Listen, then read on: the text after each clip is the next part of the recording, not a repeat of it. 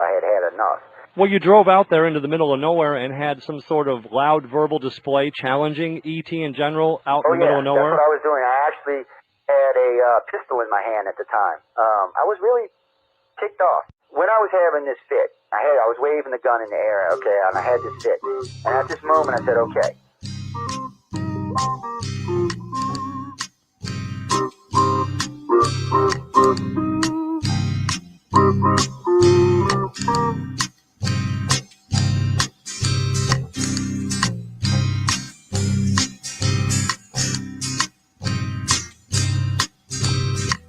He was a Louisiana man named Montaldo. Folks around called him Six Gun Joe. Worked with ICAR, don't you know? Investigating UFOs.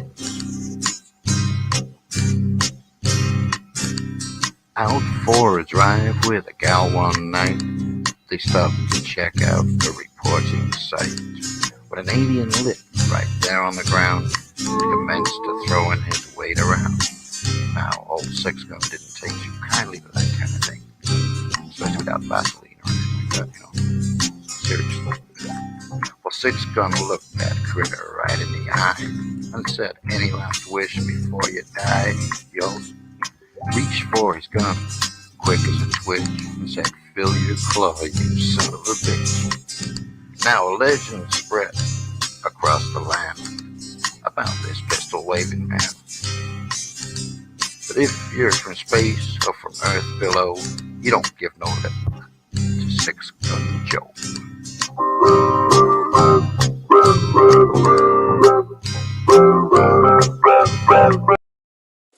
The night has come, it's cold and losing my control. Your light is gone, and lonely darkness fill my soul. I wish that you could save me from my isolation. It's way too complicated. Let's stop this conversation. Let's stop this conversation.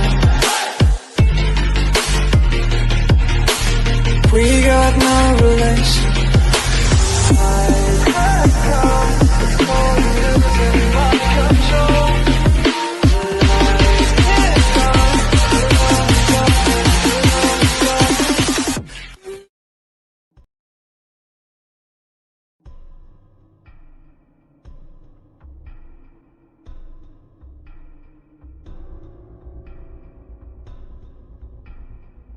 Welcome to Don't Whistle at Night podcast, where Navajo legends echo in the shadows. Darren and Dawn will guide you through the sacred fire of native storytelling, where the old stories breathe, the unknown walks among us, and voices, long hidden, rise to be heard. And remember, don't whistle at night.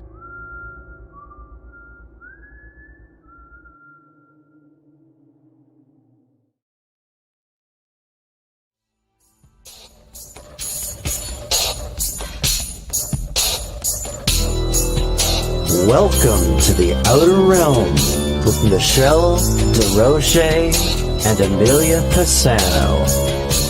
Airing live on the United Public Radio Network, 105.3 FM in New Orleans.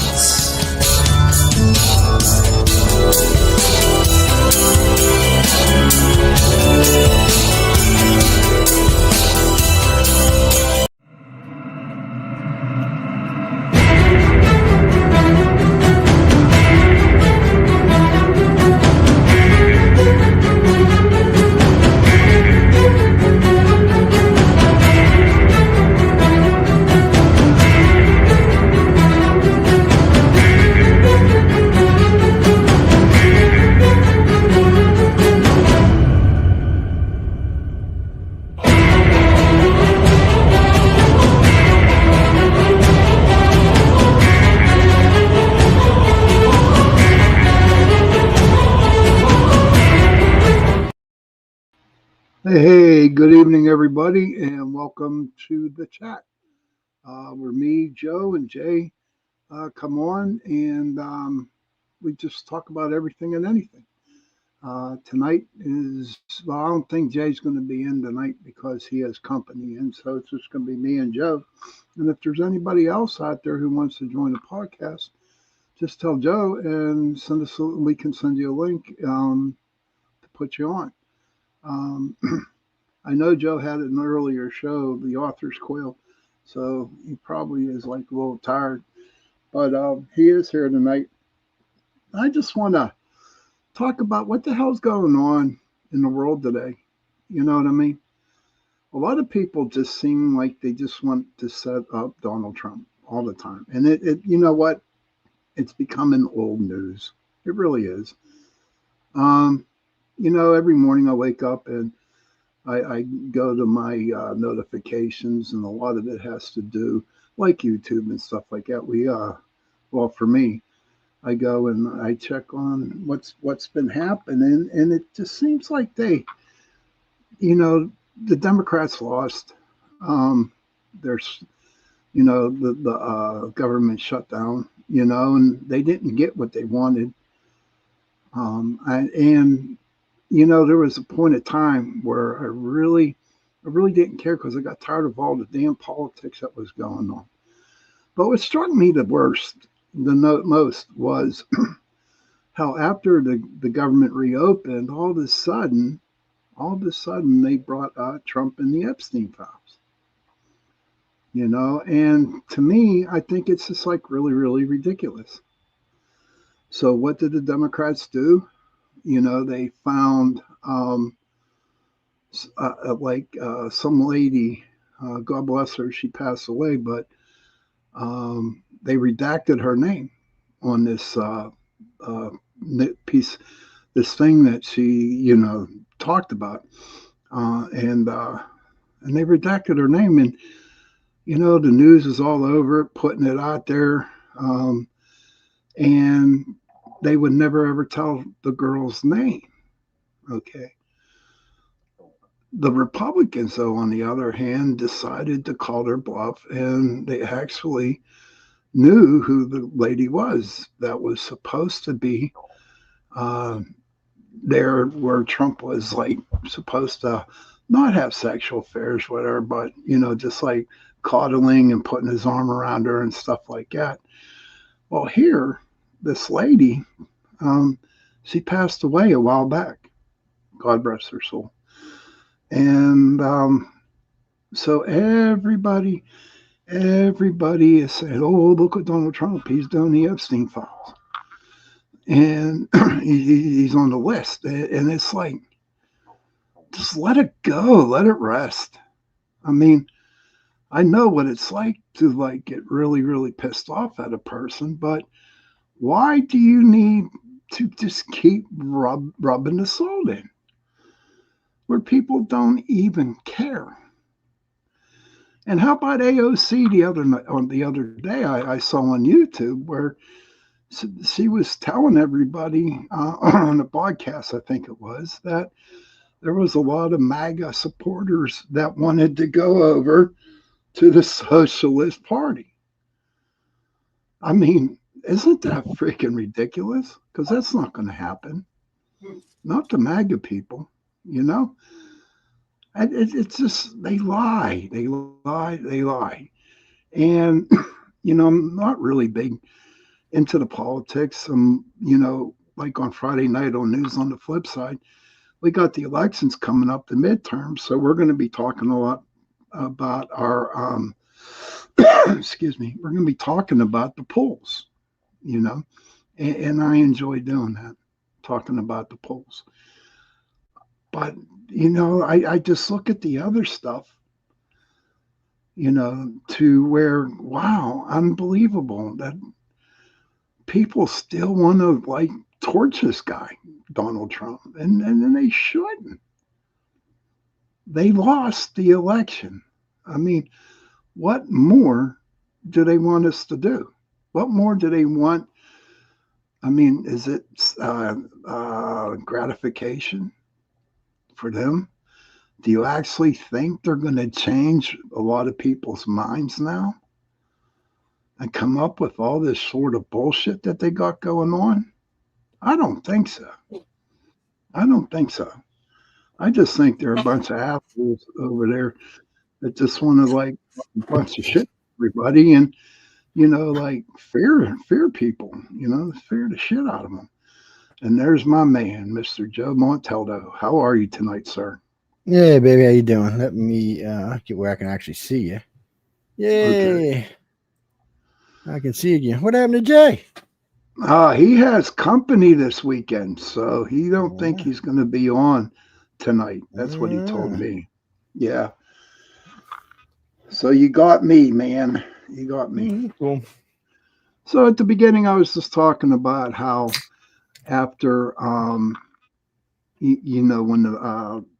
they opened up the government, that the Democrats and all the so-called news outlets are trying to put, Trump on that Epstein list again. And the paper that they came out with where the girl was saying, the one that passed away, Yeah. And the Democrats, they retracted her, you know what I mean?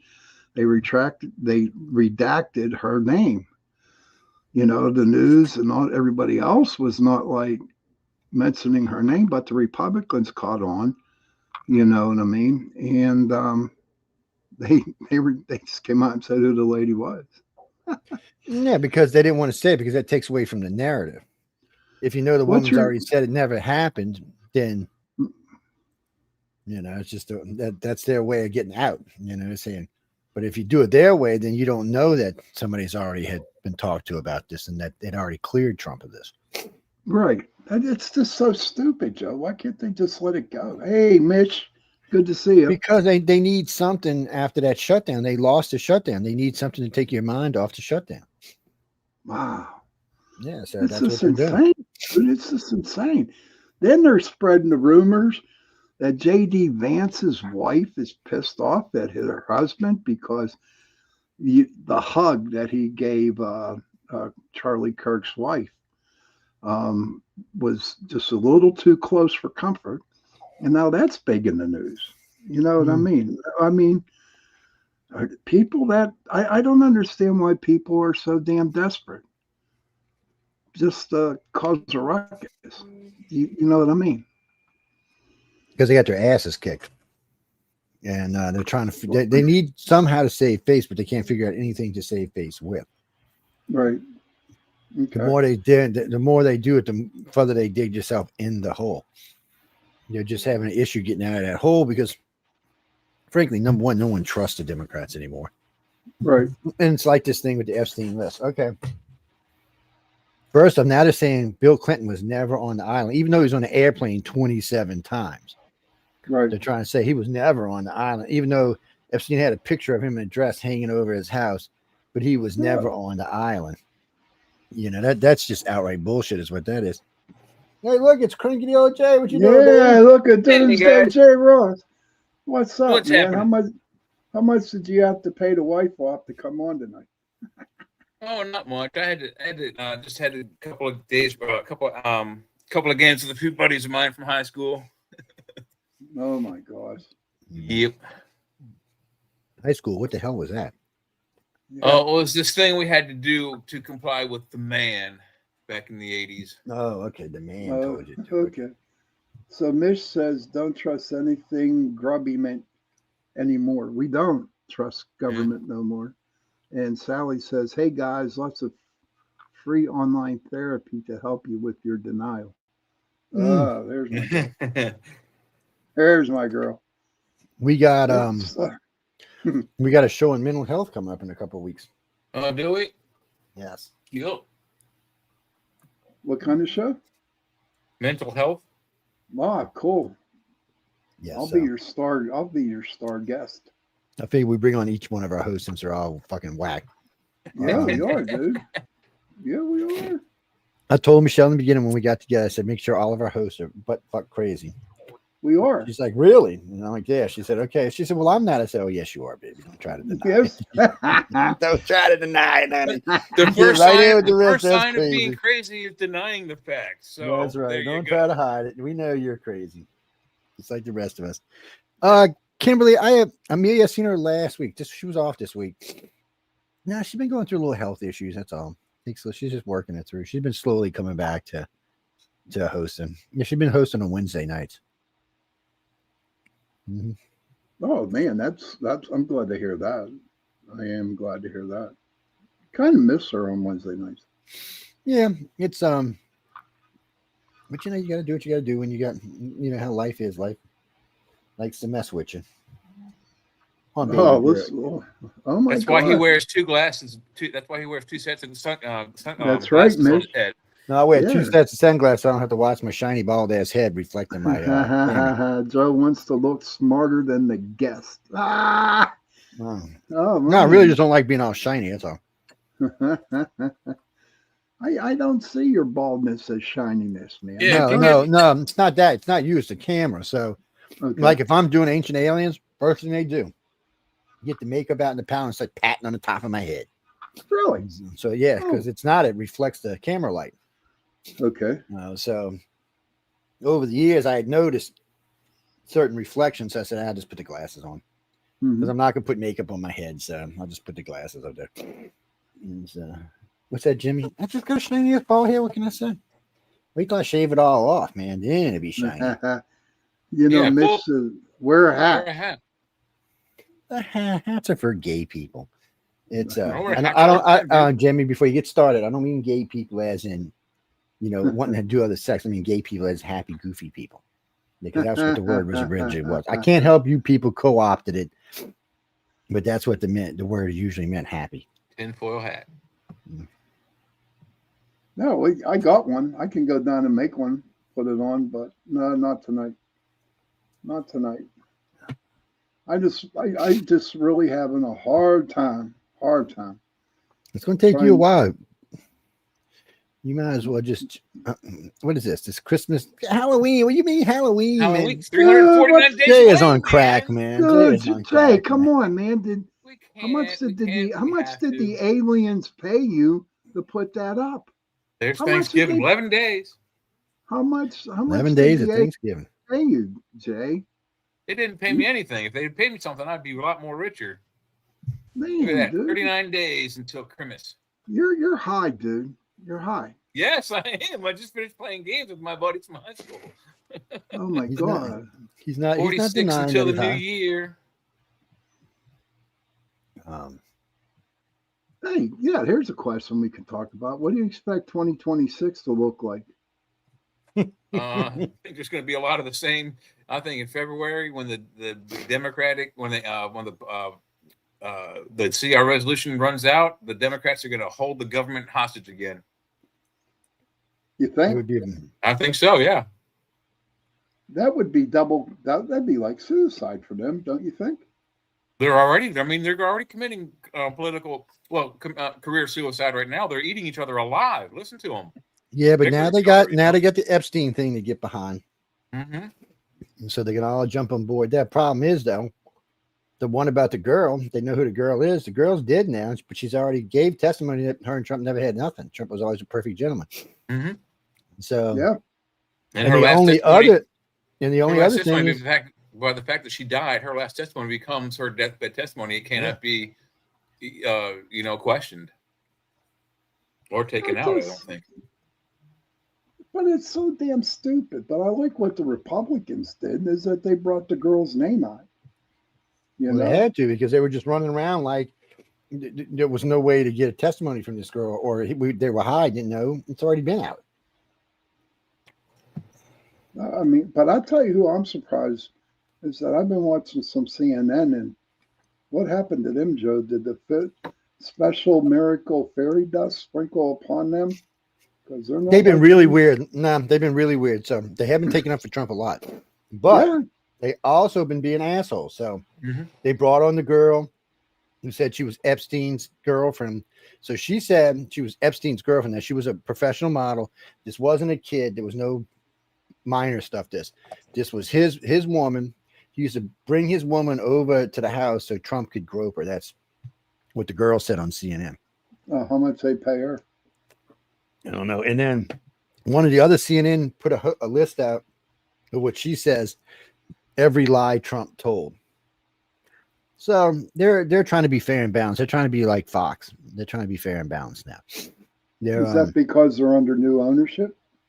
Yeah, and the guy the editor, he's not a liberal. He's not really conservative either, but he's not a liberal, so he's not all into. Well, if you've been watching Fox though lately, they're not really fair and balanced. They're extremely skewed towards the right side of the liberal edge of the ticket there, and they're all Who of them, you've been except watching? for one or two of them are Republican. Who you've been watching?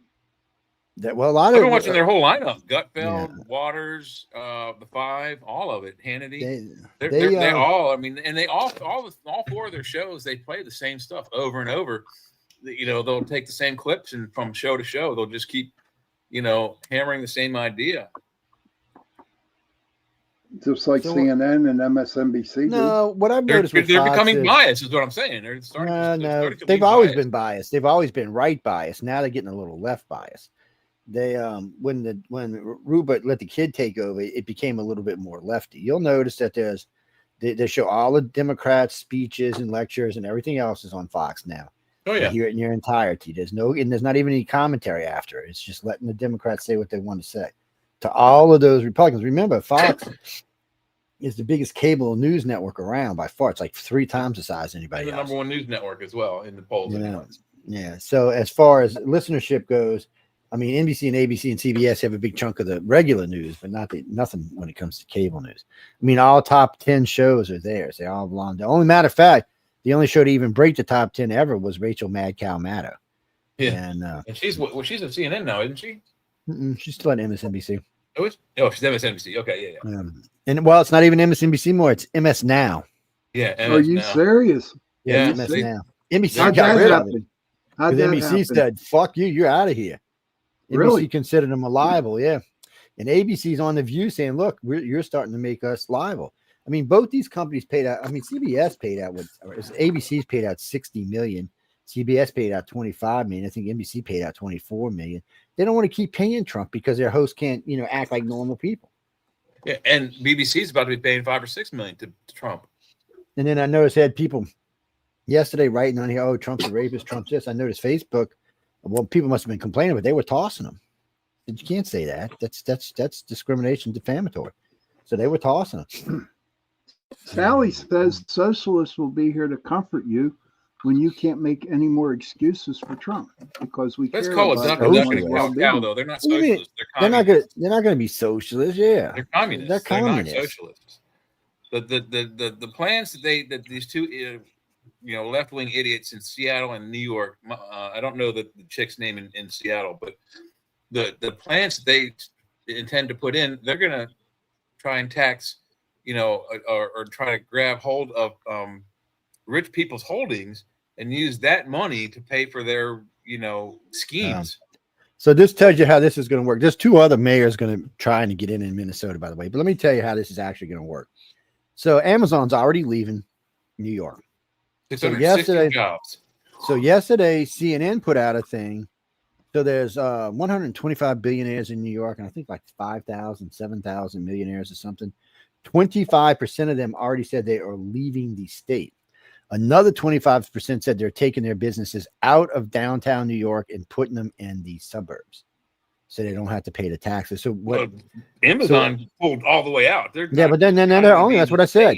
25% of the other ones are pulling out. They're already on their way out. And then you've got another 25% leaving the city, which is what Amazon is actually doing, is leaving the city for another city, but they're still in New York. They're just not in New York City. They're outside of New York City. So, so you're like saying you're saying that they might move up into Albany? They're moving No. Yeah. They're probably going to go to New Jersey. Yeah, I don't know if they're going to go to New Jersey because New Jersey ain't in the best standing with people. Yeah, that's right true now, too. So, but they don't want to be associated with Mbambi over there. They, no one can understand how New York elected a Muslim after a Muslim blew up the Twin Towers. No one in this country can. When it was polled, 89% of Americans are like, "What the fuck is wrong with New York?" Yeah, I'm shocked. So they were polling the other day. So did y'all know that 55% of women want to leave the country, don't want to live here? Really? 55%. Only 19% of men said that, but 55% of women did. So I was What's talking the age group, though? I mean, let's be 18 to 45. Wow. Yeah. So the guy who was doing the poll finally in the end, he goes, he said, I have to mention this. The majority of these women are liberal women. He said, I haven't really talked to any conservatives that said they want to leave the country, and for that matter, really any independence. And he said, all the Hispanics I met said, we just got here. Why would we leave?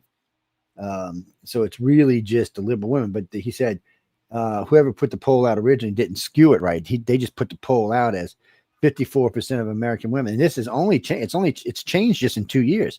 The last time they did it was 1 in 5. Now it's 2 in 5. And so I'm like, don't let the door hit you in the ass, because you know what? There's a lot of women coming to our country. Yeah. A lot of women coming from Asia, a lot of women coming from Europe. So look, Ukraine, because there's war. You know what, ladies, you especially you crazy blue haired women, go live in the Middle East where you think it's safe for gays and women. Yeah, go over there and live for a while. Go to downtown Iran right now. I've seen a lot of YouTube where people interview gay people and lesbians and stuff like that, and they're all for Palestine. And when they're confronted with saying, you can get killed over there or throwing off, a roof, it just, they don't want to listen. I don't know. Is our society that bad? Did the colleges really teach or put this into people's minds that we are a bad country? Of course, not just them. The media and the Democrats have done this. This is mostly a Democrat doing here. Think of this. I was watching Omar today saying that all white men should be watched and profiled daily and should be escorted around the country because they're responsible for all the deaths in the world.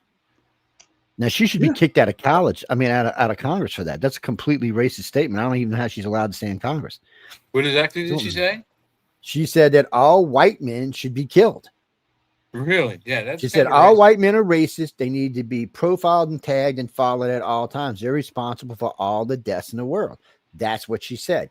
Now, the Congress is supposed to have some type of moral fucking values. Obviously, they don't, because this woman should have been kicked out. And then after what Kennedy posted of AOC saying, oh, he should be taken out, he shouldn't be allowed to speak, free speech don't apply to conservatives, he should be killed.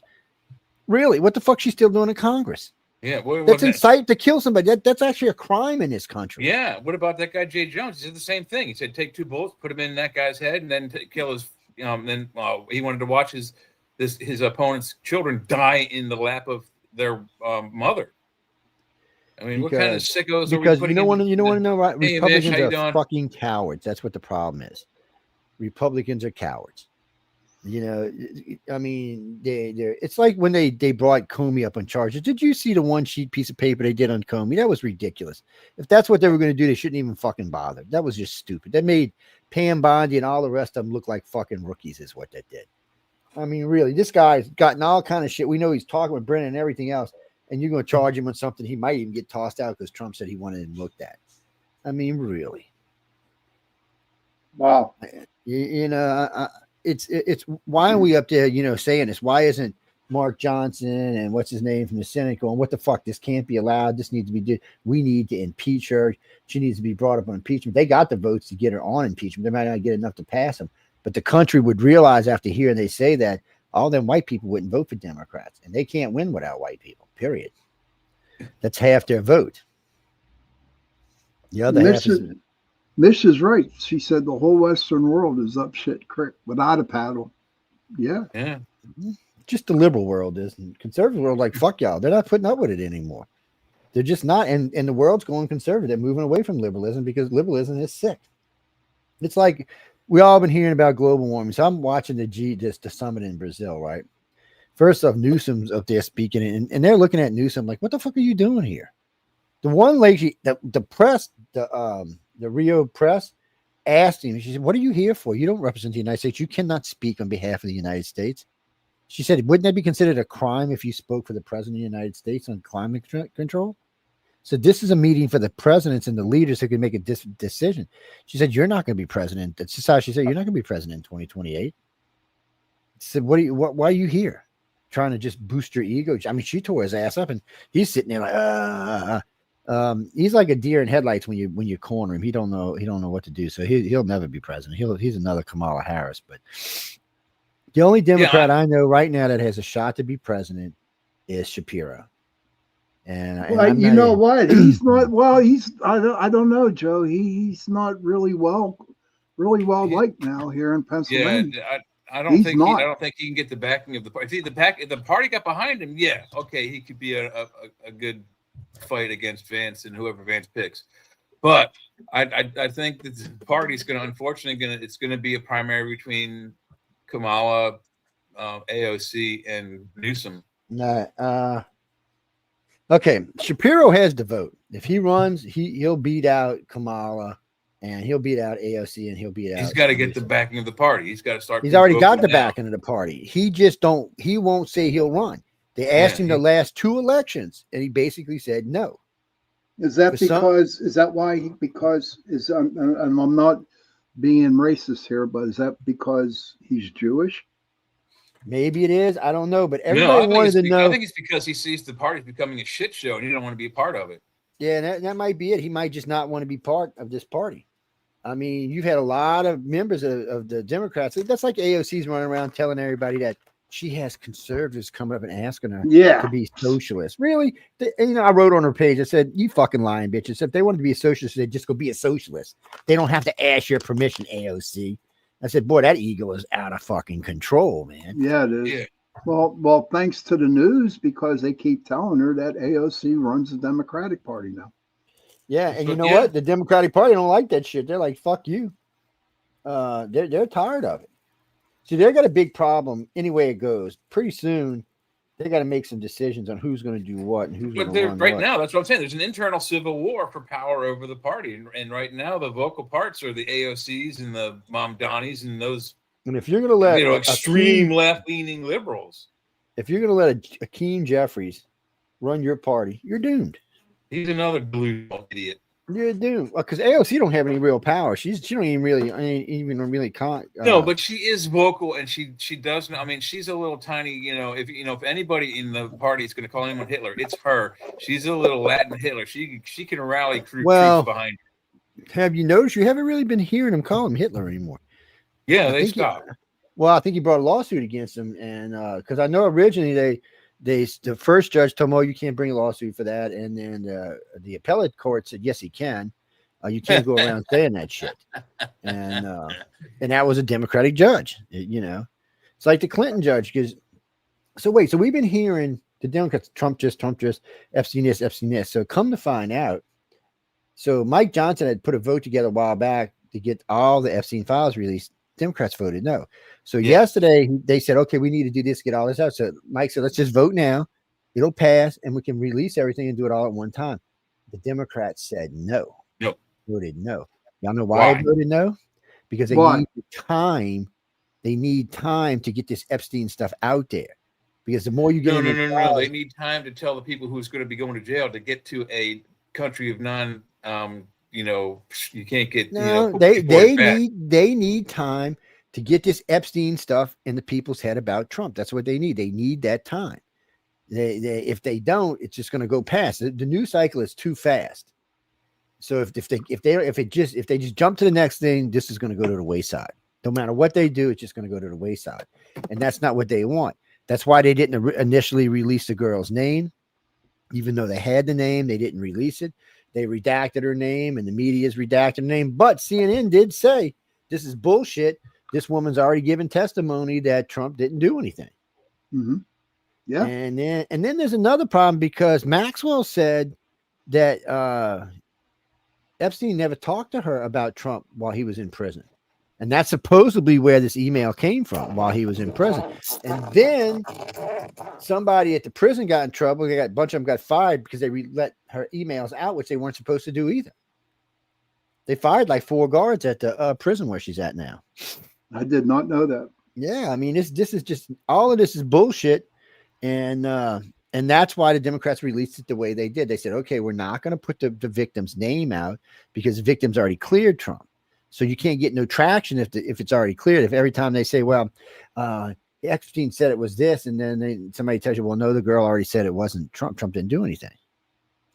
And then there's the other problem for the Democrats. If you keep pushing the narrative that Trump knew, And Trump just decides to say, you know what? All right, I did know. That's the reason I threw him out of Mar-a-Lago, and I'm the one that turned him into the police in 2018. Now, are you happy? So then what are Democrats going to do? They're going to be fucked. They're going to be like, because there's been a leak from one of his friends that he's the one that turned Epstein in 2018 was Trump. So how can he be the pedophile if he's turning the guy in?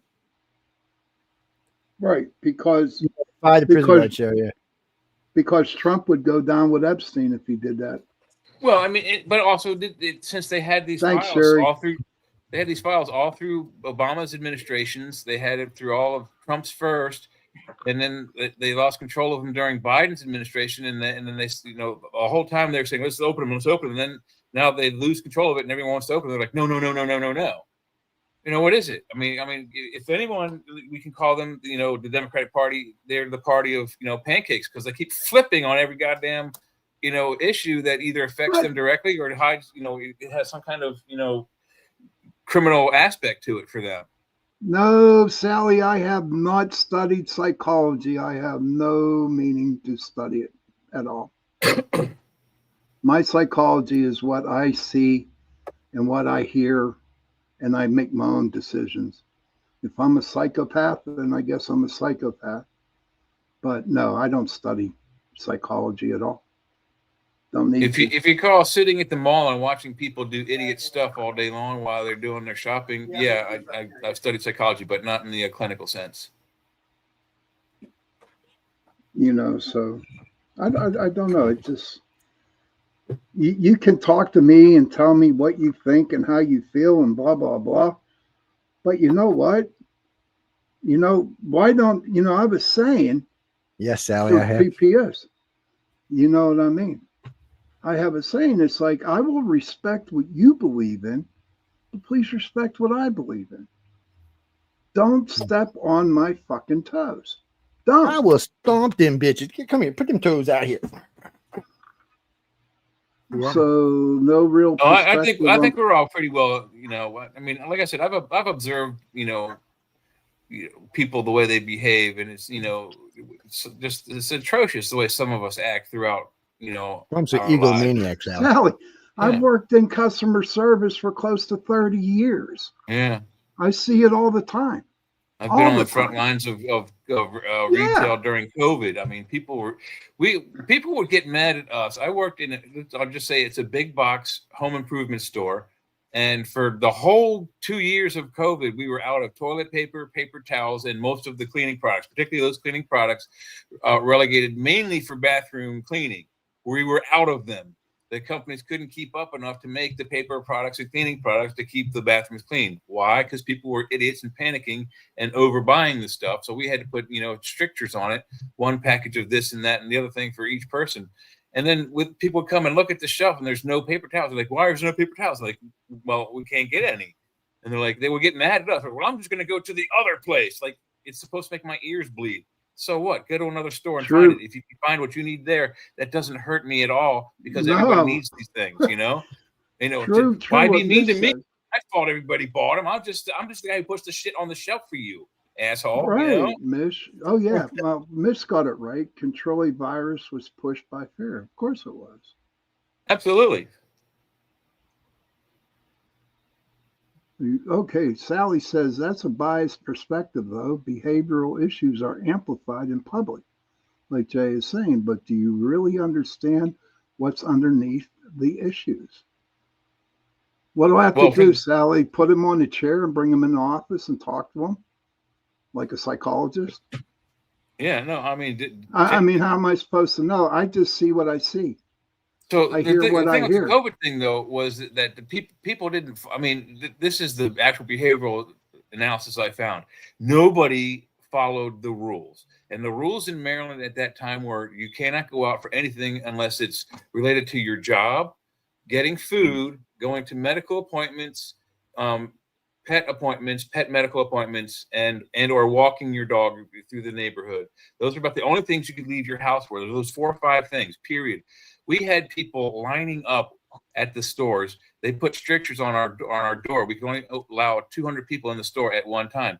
We'd have to have people standing in line outside the store because they weren't following the rules. what happened is that everyone just did whatever they wanted anyway. It was ridiculous. And then everyone had like a banner we had like this little card on our thing that said, please stand 6 feet away from me when you talk to me. And anytime we would say, excuse me, can I help you? Everyone, if they were wearing a mask, would immediately rip the mask off of their face, step into yours and go like Sylvester, yeah, can you help me with this? You know, it was ridiculous. And God help you if you coughed. Yeah. You know what I mean? It's like, holy cow. Oh my God, yeah, if you cough, man, I mean, you were like a leper, dude. You're like a leper. I went through that shit. Mm-hmm. Okay, especially with the food. It was ridiculous. Ridiculous. But I don't know. But that's how I see it. Everybody, you know, I talk ghost. You know, I talk spiritual, stuff like this. When I'm on the chat, I can talk about whatever in the fuck I want to talk about, and I will have my own opinions on how I feel about things. Now, when it comes to Sunday and Tuesday nights, totally just, you know, it's different. You know, I'm a different person then. But tonight, I can actually express how I feel. And so far, what I spoke about tonight is how I feel. I think this world is going to hell. I think people are ignorant.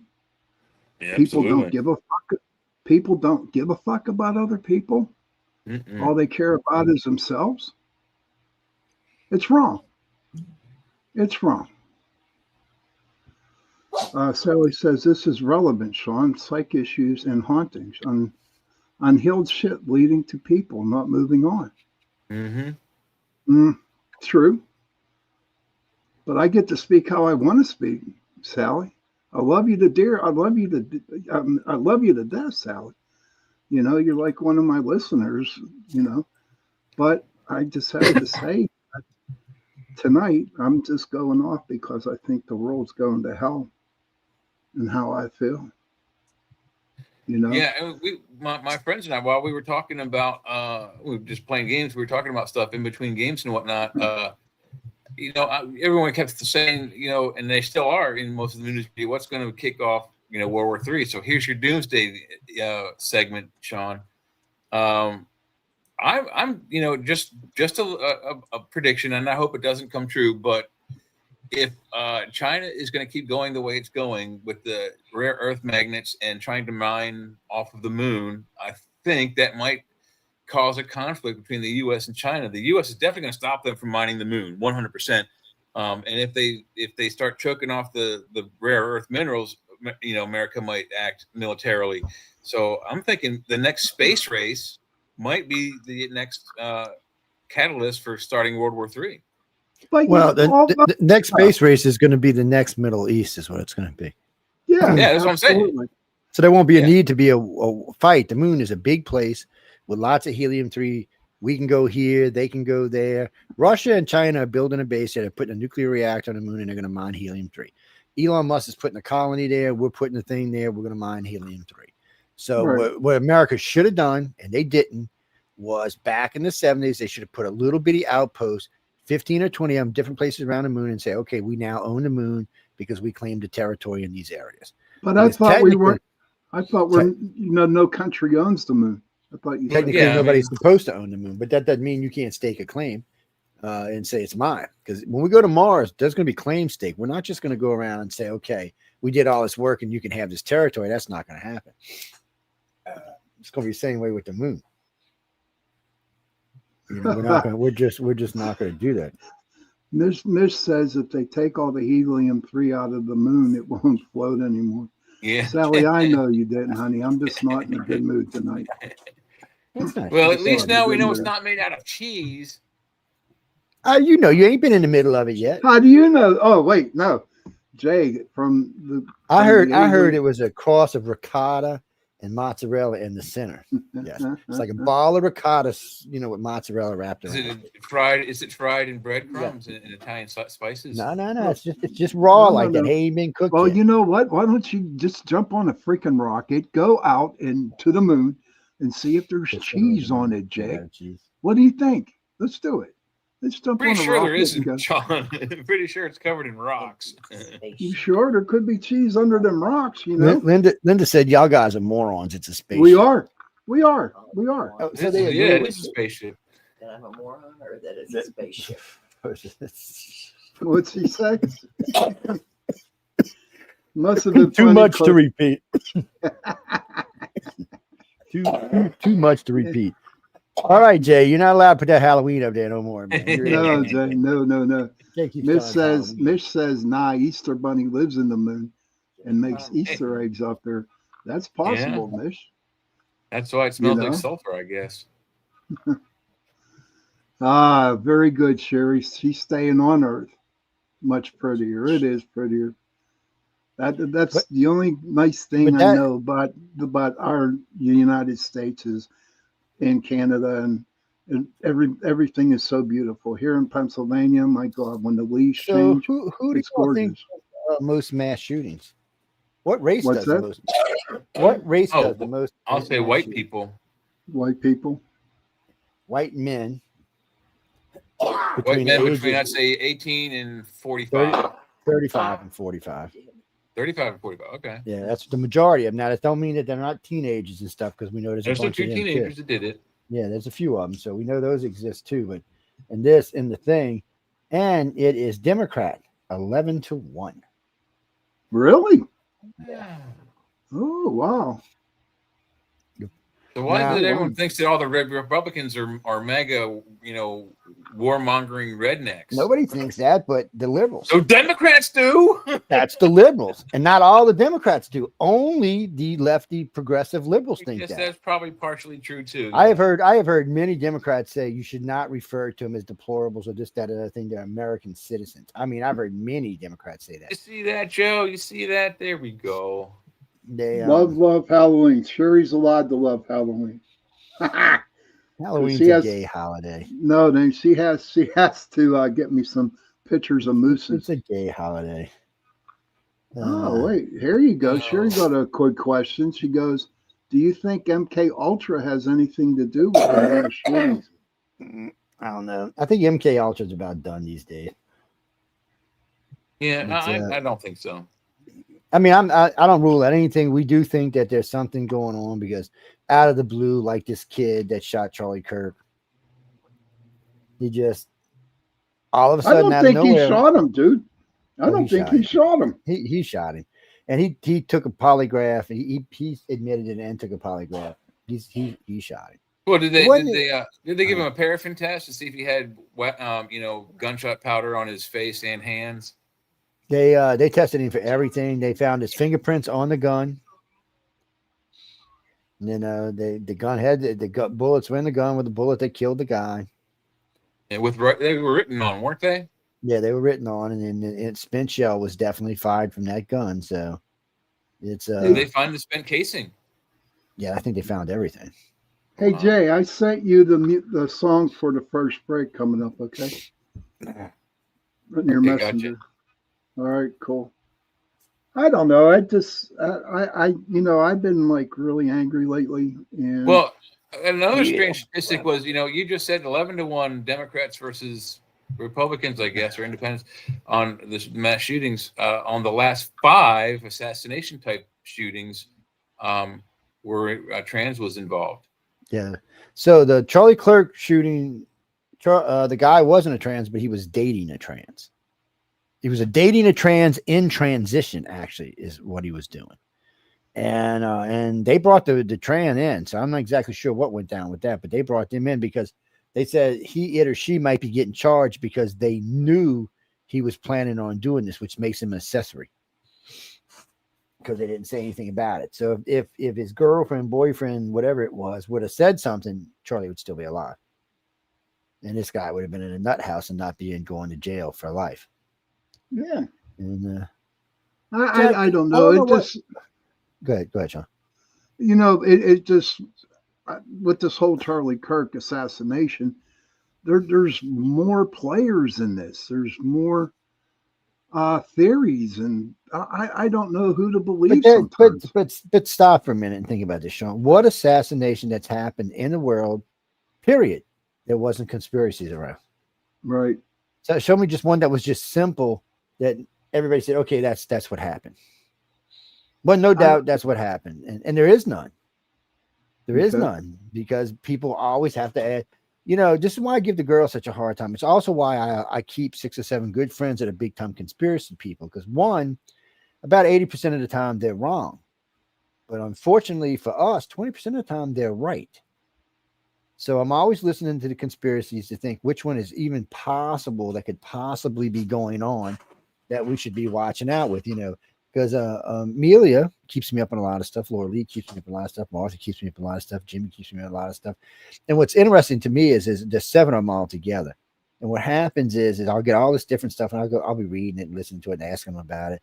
And then every now and then, 5 or 7 of them will send me the same thing with things circled the same way. Like, hey, so when I get those, I know I got something because I got all of their attentions at one time.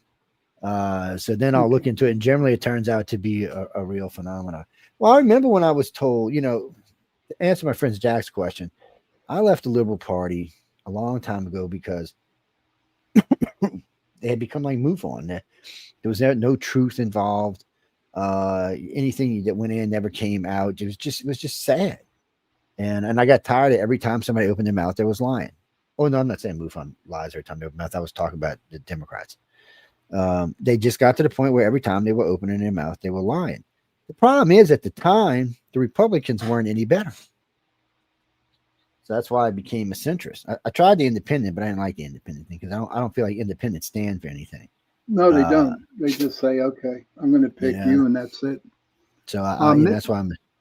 Mitch said our Port Arthur shooting, this is in Australia, one guy took the fall, a young bloke, changed our gun laws. Now it's coming out how much the grubby mint was a part of it all. Mish, I just had a guest on tonight. Thomas Slee is from Melbourne. He was just on the show just a little while ago, actually. We were talking. He's going to be flying into LA with us this year, early next year, I should say. Because he's a first place winner for Writers of the Future. Awesome, he's a nice guy. That's cool. We're good to have a we've had a lot of winners from Australia. And what's great is, Mitch, is they fly these people in. Boom, doesn't cost them anything. They put them up at a hotel downtown Hollywood, usually on Hollywood Boulevard or right next to Hollywood Boulevard, high-end hotel. They introduced them all kind of famous people, all kind of rich people, all kind of people with movies and stuff. And they learned how to be a better illustrator or author for 7 or 8 days while they're there.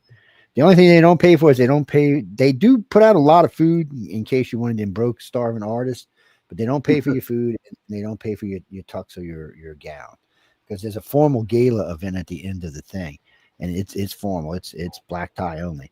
So you've got to be in a full gown and the guys have got to be in a tux. And I wear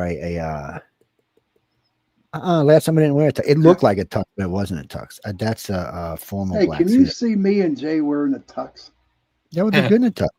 Did Preston Dennett? There's a picture of Preston and I at the gala event about 2 years back. He's in a tux. And well, I'm retiring soon, man. I might go out there and join you on one of these trips. What's that, Carolyn? I have you should always come in. You'd love it. What's that? I have 2. Well, I have a tux, and then I have 2 formal suits. I have about 8 suits or 9 suits and 2 jackets, but about 4 of them suits don't fit my fat ass anymore. So. Do you remember the leisure suits we wore back in the 70s? Yeah, oh God, yeah. Big wide lapels and flood pants. Really Y'all can't see me doing my disco right now, but I'm doing some disco at the moment. Pointing that thing at the air. Are we doing a break? Yeah, somebody take us to break. And all right, we're ready. I mean, it's a break, my baby. Take me to break. Where am I? Yeah, it's up. All right, if we're ready, I'll hit play.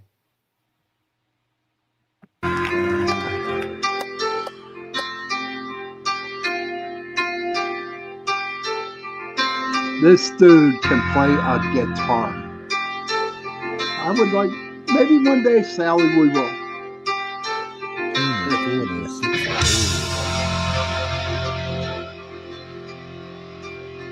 Mama, don't let your babies be dickheads.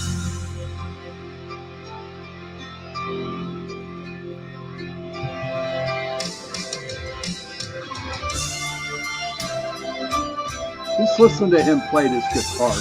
Gee, this song gives me chills.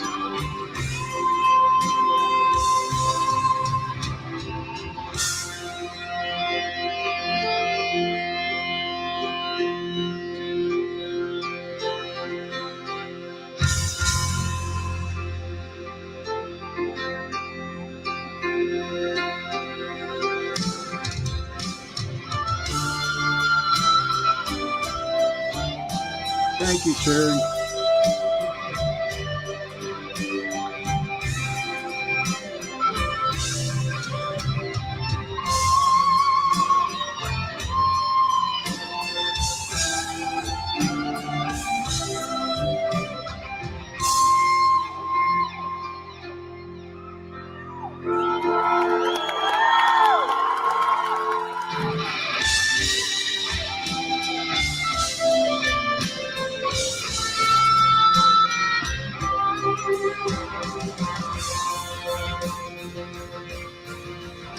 This is the Trans-Siberian Orchestra. The Dukes playing "Oh Holy Night."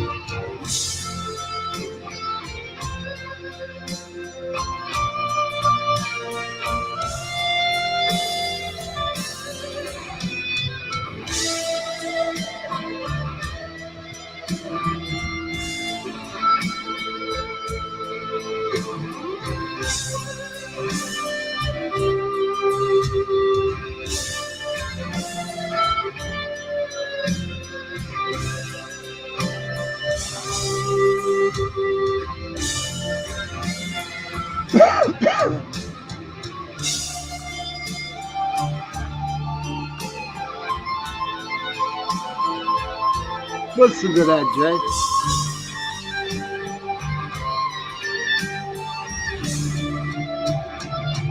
Pretty good. I've seen them in concert. Oh, yeah.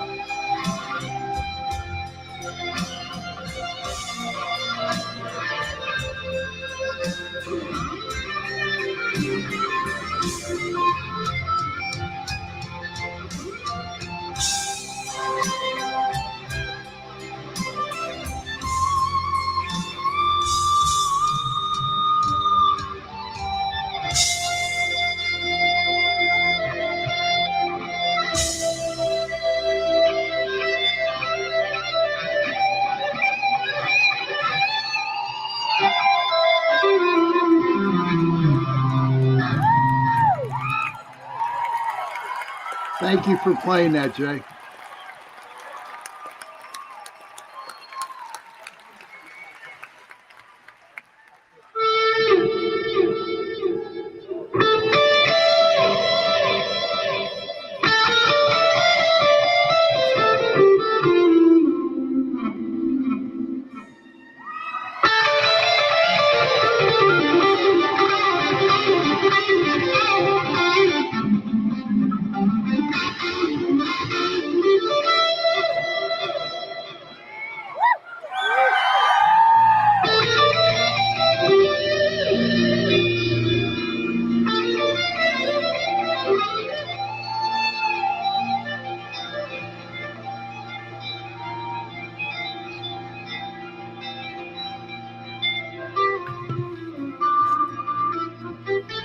Okay, somebody get the EpiPen out.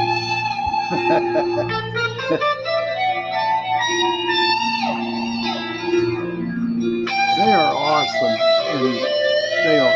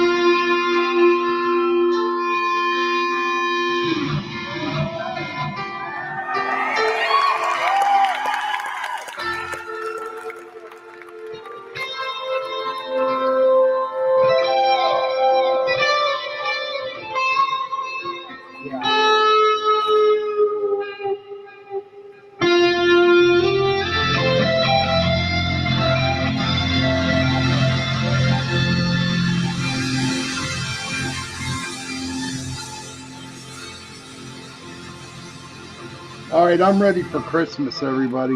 Who's ready for Christmas? That just pumps me up, man. That pumps me up a lot. It really does. I don't know. I've seen him I saw him about 7 or 8 times, and you know what?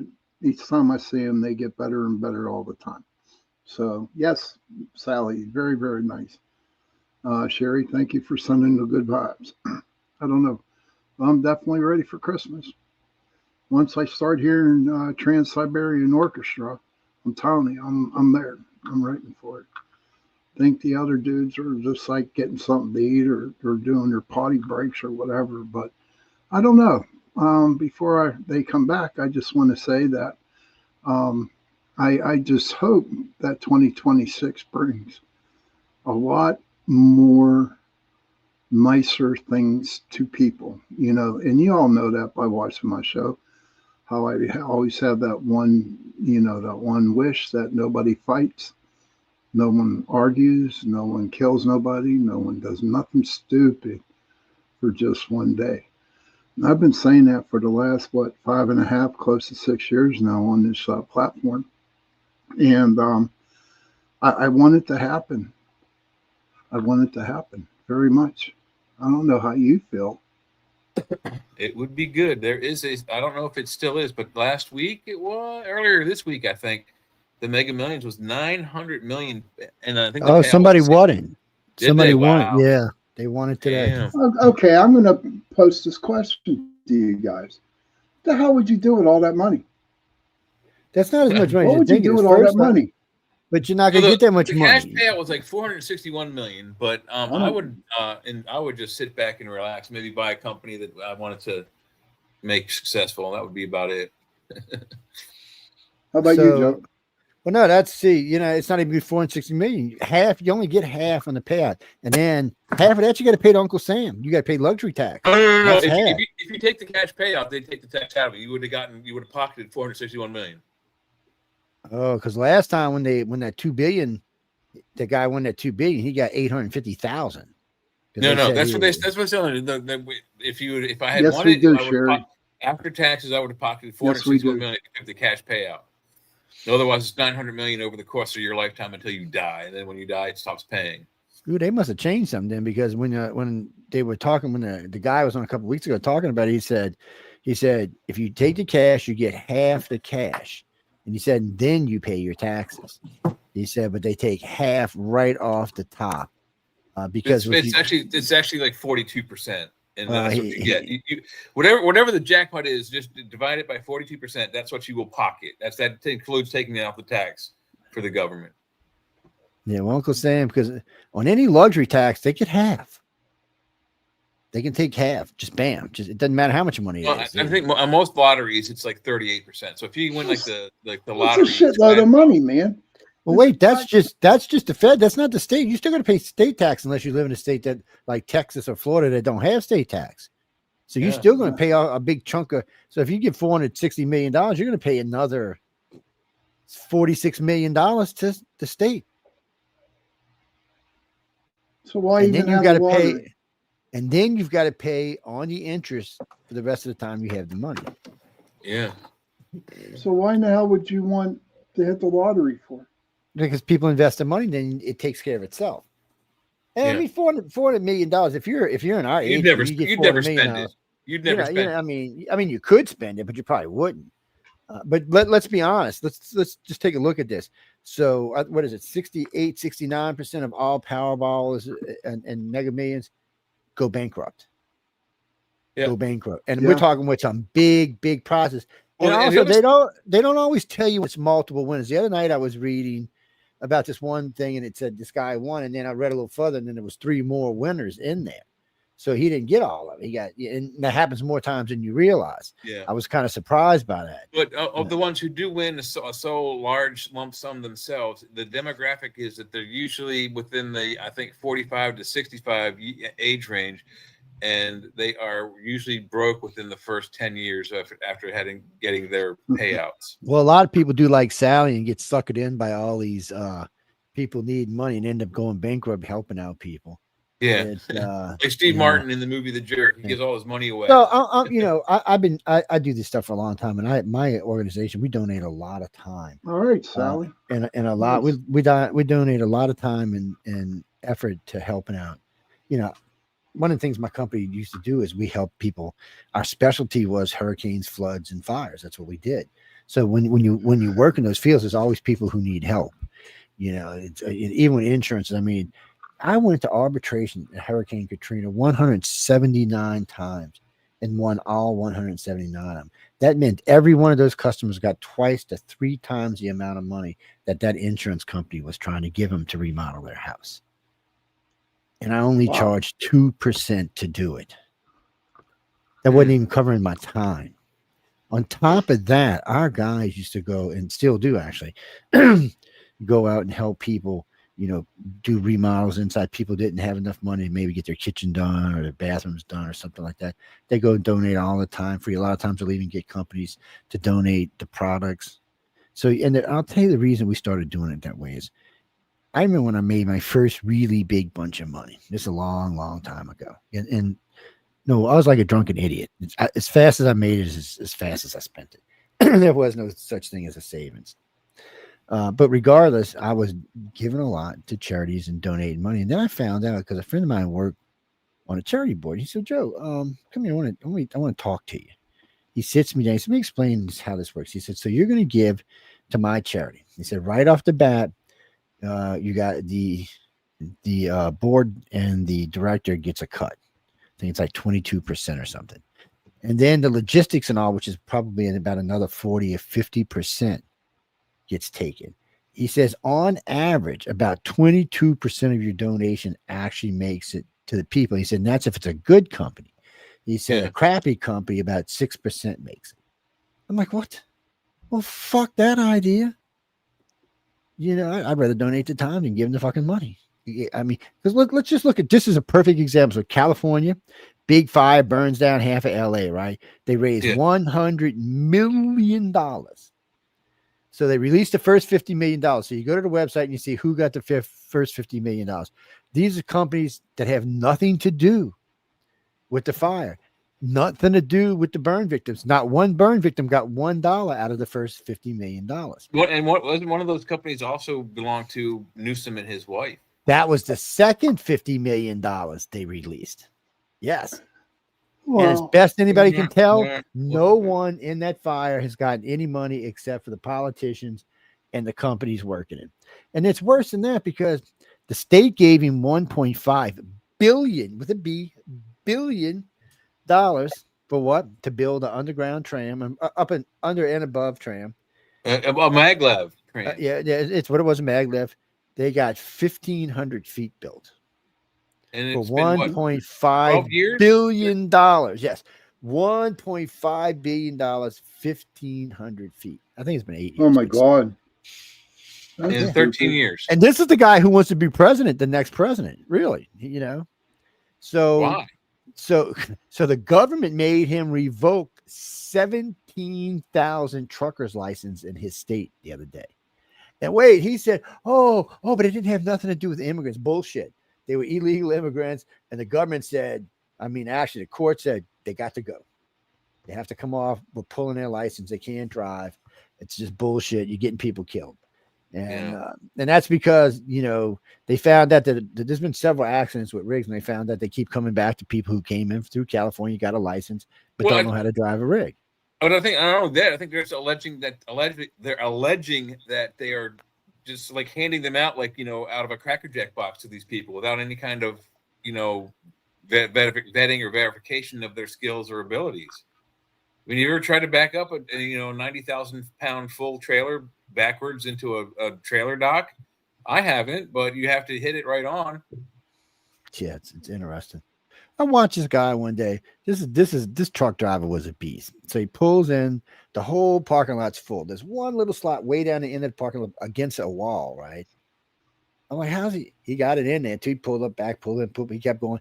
Finally got what he needed, shot straight back, parked it, turned over his truck, got it. And I was like, look at this son of a biscuit eater. What's the son of a biscuit eater? It's the son of a biscuit eater. Does your daddy? Does your mama or daddy eat biscuits? If they do, well, you're the son or daughter of a biscuit eater. Yes. I mean, it's pretty straightforward, man. Well, you smoking that what is shit. the philosophy on biscuits? What do you want for nothing? Mm. A rubber Chicks for biscuit. free. A rubber biscuit. Oh my God. Blues Brothers. That was a good movie. Nothing? A rubber biscuit. That was a good movie. That was a good movie. Very funny. That's when movies were great. Who lives in California? Sean don't live in California. I definitely don't live in California. I don't. No. Jay lives in the live in same state Pennsylvania. as Jay lives in the same fucking state as Sean does. Yeah. Who the hell told you? Yeah, we do have hosts from California in the network. We Sean, do. yeah, Sean Haslett. Sean Haslett. Oh, we have more than Sean one. We have more than one. John Goodwin is also from California, and we have two others besides that. And we have one just retired recently that was also from Yana, I think was her name. She was also from Cali. Ah. Cali's okay. We don't hate Cali. We just don't like Democrats.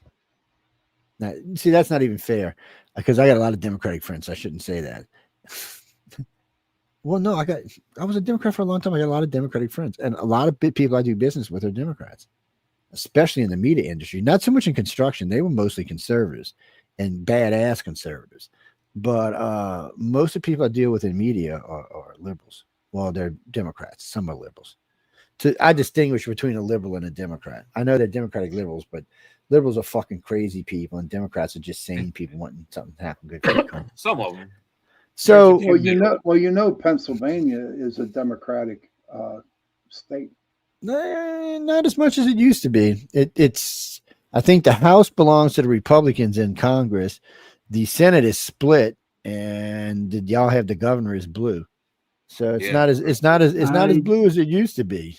It's blue, but it's not. It's more purple than blue. It's more purple than blue. Sally says, "I don't care if you like me. I'm going to keep. Please watch. We love you. We love you, baby. What's up, Sally? Yeah. Good. Everybody's entitled to their opinions around here. We don't care about that kind of shit. It's yeah. No, Curtis. Of course, we like you, Curtis, Sally. When it comes to parties, we'll start with the Democrats first. But when it comes first, so you got just regular old Democrats like centrists. They're just Democrats. They're just people who want to make it. Then you've got liberals, and then you've got progressive liberals. All three are different. All three have different designs. It's one of the reasons the party's in such shit right now is because there's a struggle for who's going to take over. The AOCs and Bernie Sanders, the true socialists, want to take over. But they don't have enough. Or if they don't have enough people, there's only 5 of them in Congress. That's not enough to take over, and they can't get anybody in the Senate to side with them. So they're having a hard time. Whether the mayor of New York sides with them or not doesn't matter when it comes to Congress because he ain't got no pull in Congress. So it's really more about So it's going to be tough. The progressives, they're not real happy with the liberals right now for some reason. I don't know. They're not happy with the other side either because the other side sided with Trump and him. So they're not real happy with that either. Yeah. The party's in disarray. It's it's a civil war going on. Parties. The old guard is fighting the new guard. But this baby calling shit needs to stop. We can't allow for people in our own Congress to be calling for the assassination of other Congress people. I mean, that's fucking ridiculous. She should have been put in jail for that. And I guarantee if that was a Republican, they'd be all over him. They'd have him up on charges without question. Yeah. And as far as the white thing goes, Omar is so racist, it's not even funny. Not even funny. Actually, I was talking to a lawyer friend of mine because I'm trying to find out if we, the station, can sue her personally. Because, I mean, really, what she said is just profanity and an outright lie. Oh, when it comes to mass killings, no, that's the white guy doing that. Yeah, pretty much. Yep. Yeah, the old white guy doing it at that. All I can say, really and truly, is every one better hope that some old ex-Marine or ex-guy from Desert Storm, some deep Southern guy or some crazy country guy from North don't go ape shit, because so far we've never really had a shooter that really knew what they were doing. Right. The closest one we had was a guy out in Vegas, and he looked like he decided to ease up in the end because he had gas. They had tankers out there with gas, and he was going to blow them up. And so he somewhere down the line, maybe the devil whispered in his ear. Maybe he probably said, "Hey, dude, that's enough. Okay, you're good with me now, so come on home." Right. Any more than that, I'll have to make you a god if you go kill 5,000 people burning in flame and gasoline in the middle of the street. Yeah, what I'm saying is Satan might have been jealous of that. Yeah, Gene, that's what I'm saying. Works for me. It's a free country. You're supposed to be entitled to what you want to say, but you're not. I mean, when you listen, AOC is like listening to one of my 5-year-old grandkids. Yeah, like the two things you can't do is your words can't incite people to do violence, and you can't ask for someone to be killed, and that's what she did. It's she's not the only one. Omar did the same thing, and Omar married her brother. Let me tell you what: if you married your brother, you'd be going to jail.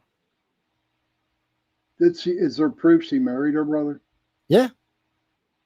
She was even investigated for it, and Congress just decided to leave it alone.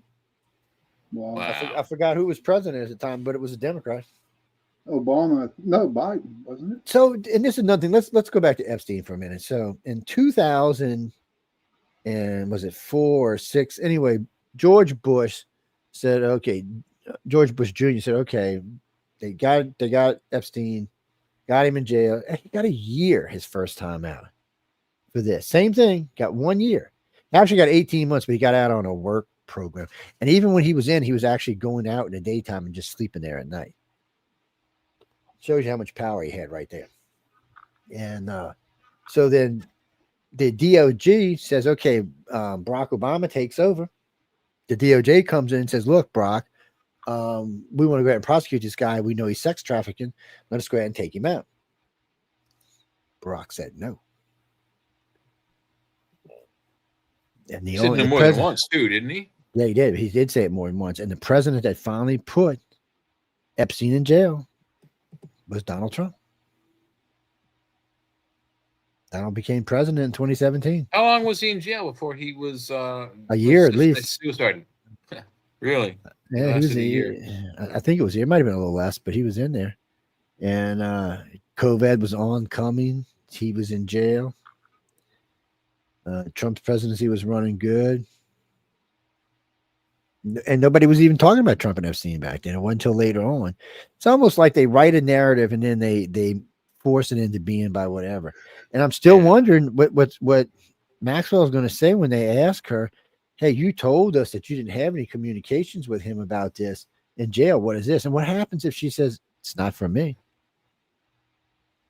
Then you got a real problem. That means somebody in Congress changed documents or somebody in a court system did. Either way, it's not a good thing. So far, I haven't seen anything I would consider that would be damning to Trump. So anything that was going to... we just said the woman that they're saying he abused said it never happened, and not just once. She said it more than once. It never happened. And the premise was she was brought to be in proximity to Trump with the intention that she would allow him to grope her should he choose. No, that was a different. No, that's a different girl. Oh, a different girl. Okay. No, that girl was what's his face's girlfriend. That was Epstein's physical girlfriend. She said that she was Epstein's girlfriend. She was a model of some kind, and that she was Epstein's girlfriend, and Epstein would pick her up and bring her to the house so that Trump could grope her. That's what she said. That was on CNN, the way she said that. It's actually on my Facebook page somewhere. And so the problem is she never said that any time before, ever. This was just out of the blue. And she's not even mentioned in Epstein's email. So I don't know what kind of girlfriend she was. It's and like I said, so all the victims that are alive and have testified all said Trump wasn't there and didn't do anything. And the one girl they said he was with for sure said it never happened. So the only thing you got now is Trump knew about the girls. He might have. And again, he's the guy put him in jail. See, this will play into his hands. If the Democrats keep pushing this, and he just says, well, look, I'm the guy who put him in jail. What the fuck? Yeah. So, what do you mean? You think it was Trump that had him killed in jail? Anything is possible. Oh, come on. Anything is possible. Well, if he had the Gucci's on him. So far, I haven't seen anything that Trump has to worry about. No, not criminally, no. Why would that viewer say that shit, man? Yeah, you know, Not- because people love each other, people hate each other, but there's a I lot of don't- anger in the world right now because there is. well, it's Trump's trying to change it. I mean, he ended 8 wars, but as long as it's shit with there's 2 things going on that has to stop. One, the war with the Ukraine has to stop. It makes people antsy, bitchy, and nervous. And then China needs to stop bullying on Taiwan and Japan because it's pissing them off. And Japan is not going to keep putting up with it. Japan will go shove a submarine up their asshole. I don't think Japan cares, even though China's much more advanced country now and way, more money and way more producing everything. But they also know they're a protector of the United States, so China can't attack them because if they do, they just declare war on us. And if you declare war on us and attack us, you just declare war on NATO. Nation, they're also NATO, so they would also be automatically all that would, get in the fight. I mean, that's what I'm saying. So, I mean, it's a no-win situation for China. They'll get their ass kicked with all of them. You'll be getting hit from you. See, the problem for China is same problem Russia has. It's got a big border, and it's on one side, it might be sided by Russia where it thinks it's safe, but the other side, it's sided by people who don't like them, including India. So I thought they were best buds in the whole wide world. No, they hate each other. They always hate it. Oh, that's Russia. We're talking about China. Okay. They fucking always getting into fights over there in Kashmir. They just, it's an ongoing thing. Bitch part is Pakistan, China, North Korea, Russia, and North Korea, Pakistan, Russia, China, and India all have nukes. That little corner right there, all of them fuckers have got nukes. I tell you one thing though, it would sure reduce the population of the world. 3 billion people live in those 5 countries. Almost not quite half the world's population right there in one corner. Yeah, it would change the world for a much better place. 1, you wouldn't have all them starving people all over the place. 2, you would have all that upcoming pollution that's going to come from China and India. See, China and India think they should be allowed to pollute because Russia, Europe, and the United States did. Well, you know what? The world don't really give a shit about who polluted in the beginning. They only care about who's polluting now. Who did what first, So unfortunately, that's not a good argument. And we're not going to give you money because you were ass backwards and we saved your ass from the Russians back in the day. And the Japanese. And the Germans, for that matter. Fuck. Clara, if the United States was to hit Europe for reparations from World War II, especially if you took in all the way forth or increases interest, you're talking trillions. No, you're talking trillions, 16, 18, 25 trillion, maybe $30 trillion. I would estimate if you did the whole thing, you did it correctly. But if you accounted for a lost life and everything, I bet you'd be about $100 trillion today. How much do you think we spent on England alone? Look at France. Look at Italy. I mean, those are countries that were occupied. We had to go in there and save their happy asses. And, French was kind of disrespectful because it wouldn't be for us, you bitches would be goose stepping. Yeah. Because the Brits weren't going to save your ass. We had to go save their asses too.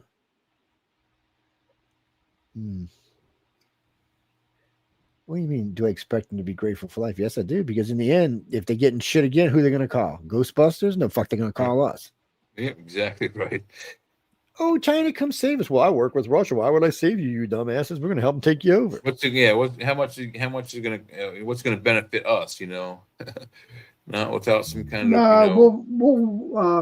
We'll launch on all kinds of countries, and then after it's all said and done, we'll go in and rebuild their countries for them. I don't know. America's tired of that shit. We are getting spoiled. We want the money to be kept here. We got used to getting little chunks of money. We all got extra little paycheck doing COVID weekly, and then we all got little stouts here. I got 3 of them, 3 different amounts of money. Plus, I got to collect money weekly from them. So I was like, Americans get used to that. They don't want that money going to immigrants, and they don't want that money going to foreigners. They want that money to stay here for us. It's like we were talking about the F-22, and a friend of mine's always bugging me. Why won't we? He said, we could make so much money if we just build the F-22 and sell it to our friends. I'm like, no. I said, there's so many reasons why we're not going to do that. It's just like the same reason we're not going to sell the F-47 to them. I don't know. F-47 will be just like the F-22. It will never get put on the market for sale. Not unless somebody else develops the technology along with us. We're not going to put it up for sale because look at the F-22. Most of the F-22s don't even have joysticks in them. They're flying by wire from your brain. Right. Do you know how much faster that makes you than a pilot with a joystick? By the time the guy thinks of his brain and touches the joystick, he's dead. You've killed him. It's that much faster of a connection. It allows the plane to move that much faster. And when you're dealing with stuff's going to be AI drones with you, it's going to make you so diddly. It's not going to be funny. So Johnny, the drones are not so much to shoot down other planes as they are to keep the F-47 safe from. They're other cannon drones. fodder. Yeah, really. They're there. They're equipped with a bunch of different things to keep drones away from the main craft. Oh no, they all carry missiles and machine guns, all of them. But the drones have some kind of special EMP jamming system along with some kind of, I forgot what they call it. The guy called it CLUT or something. It sends out like these sparkly little things and it just shreds the damn things to pieces. Whatever it is, it's badass. Chaff probably is what it is. Yeah. It's metal, sharp metal bits. And then they showed another weapons testing of what they called the bull laser. It cut a ship in half. About an Aegis-sized class cruiser, just cut in half like it's fucking butter. It just went just like the railgun. Well, with the railgun went do do do do do. This thing just went. You ought to have seen the steam it made when it hit the water. But you know what I'm wondering about all these fancy lasers is I've never seen any at real long distances. 4 or 5 boats away, maybe 500 yards, something like that. I haven't seen anything at like 5 miles or anything. So it's very close range.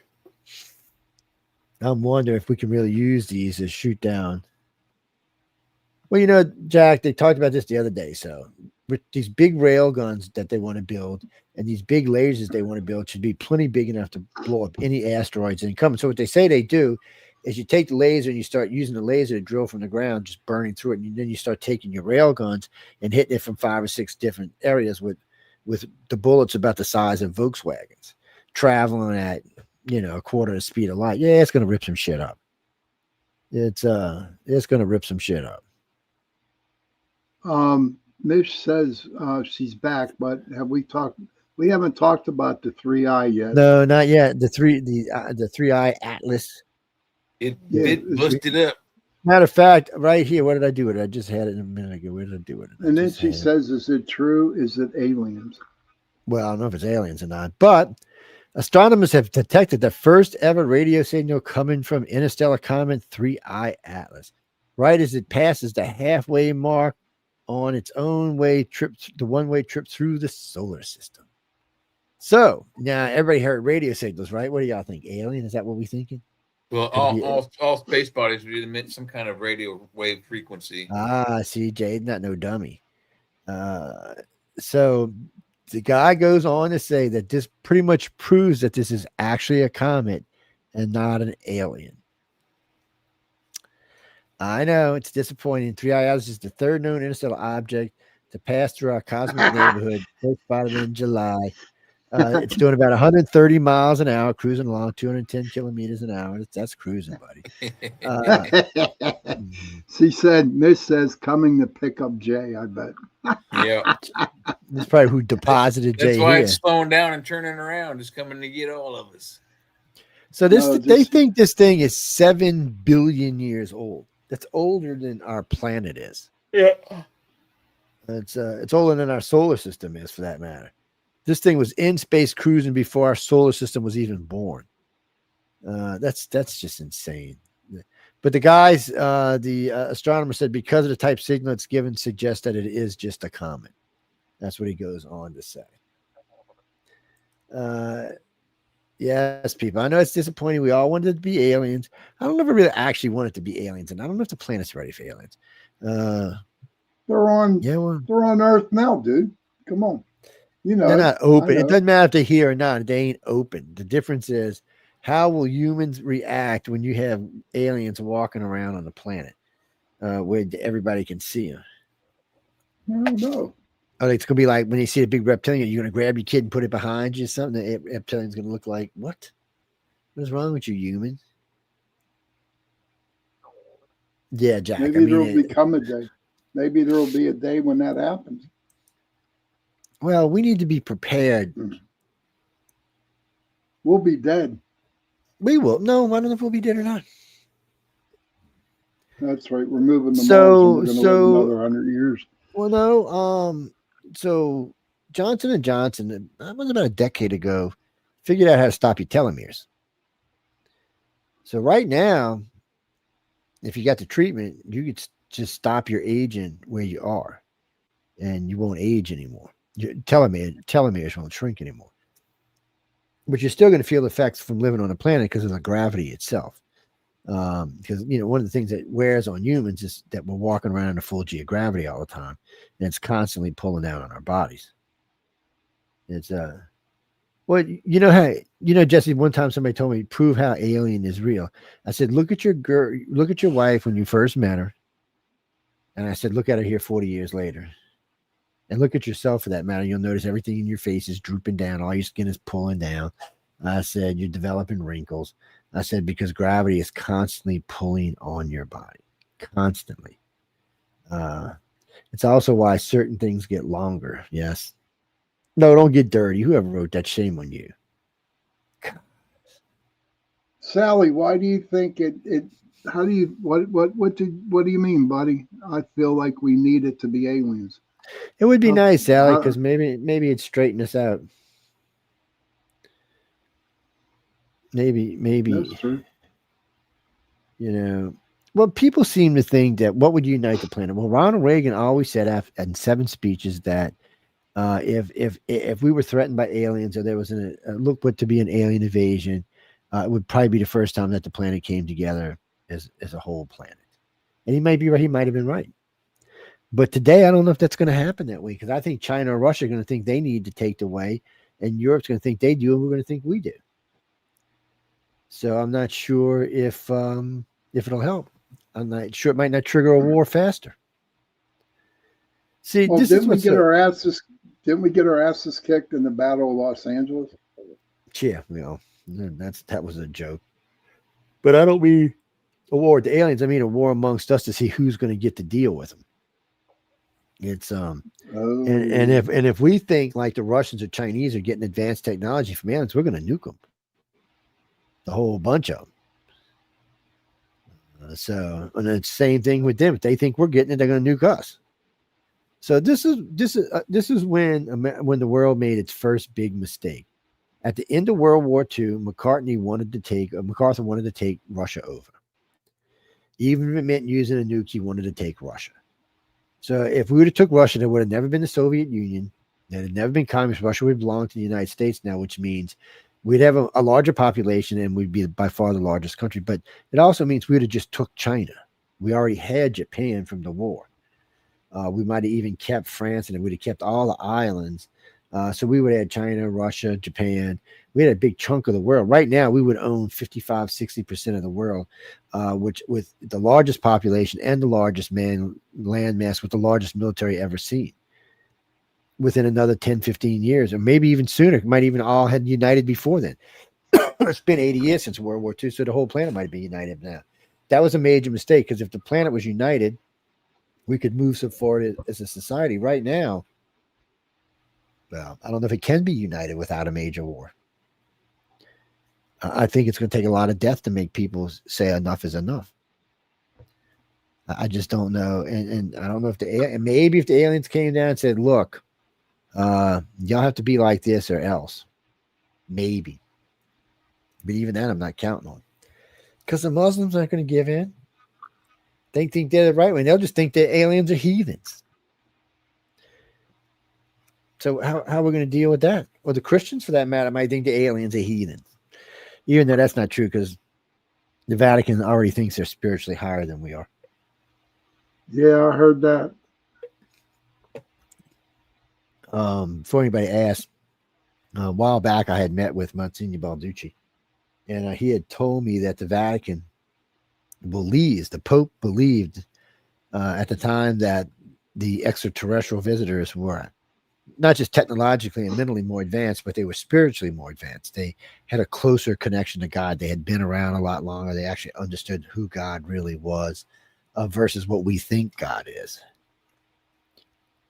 So yes, I guess they do believe in God. I don't know if they believed in religion though. Maybe the reptilians did, but I don't think the Greys did. I think the Greys just had some kind of different kind of connection. Because here's a perfect story for you.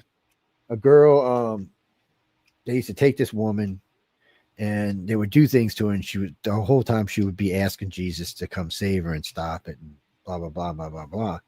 While they were doing it, the aliens took her eyes out and turned around so she could see herself being tortured through her own eyes. Yeah, I don't think they were worried about our God much, were they? Is that a true story, Jeff? That is a true story. Wow. So, well, Jenny, you know, when you say that, you don't know if this particular woman I'm talking about, you don't know what her relationship was with God. God might have said, "Screw you, bitch, you crazy." We see people just assuming that Jesus didn't intervene for whatever reason, or he doesn't exist because he didn't help. Well, it might have been a reason why they didn't get help. Maybe they were a murderer. Maybe they were a child trafficker. Maybe they were a pedophile. I'm sure there was numerous reasons. I mean, I'm sure there could have been numerous reasons. Well, I don't. From 40-something years of research, this is what I'll tell you. I'll tell you the same thing I told Congress. I don't really believe the ET is here to hurt us or to help us. I think they're just here mostly to observe, give us a little kick every once in a while when they can. Hope that we turn out to be something good and they don't have to wipe us out. Because they will wipe us out if they have to. They did it before. Yes, so the thing of it is they want to see us. I mean, as far as they're concerned, I mean, we're related to the humans, and the reptilians were related to from the beginning. The Greys were much later on, but the reptilians and humans we were beginning to. You know, the humans created whatever race, whatever you want to call them, the Anunnaki, whoever the hell they were, the human-like race. They created their slaves, which the reptilians came and took and had babies with, raped, pillaged, and had babies with. Those babies were different. They were self-aware. They were conscious at a different level. They wanted to know why they had to plow the field, why they had to make the beer. Why couldn't you fucking make the beer? Why don't you go plow the damn field? I don't want to play. It's Sunday. I want to rest and pray to my God. They wanted answers, like any self species would want, but that's all thanks to the reptilians. So in the beginning, that's what you had. You had the 7 creations of man, which the Sumerians talk about, and the winged man, the dog man, the wolf man. You talk about Seth, the snake god. Yeah, that's a whole different thing, but still. And now we have us. So the aliens seem to have been around for a while. And they seem to be in the open, at least in the early days.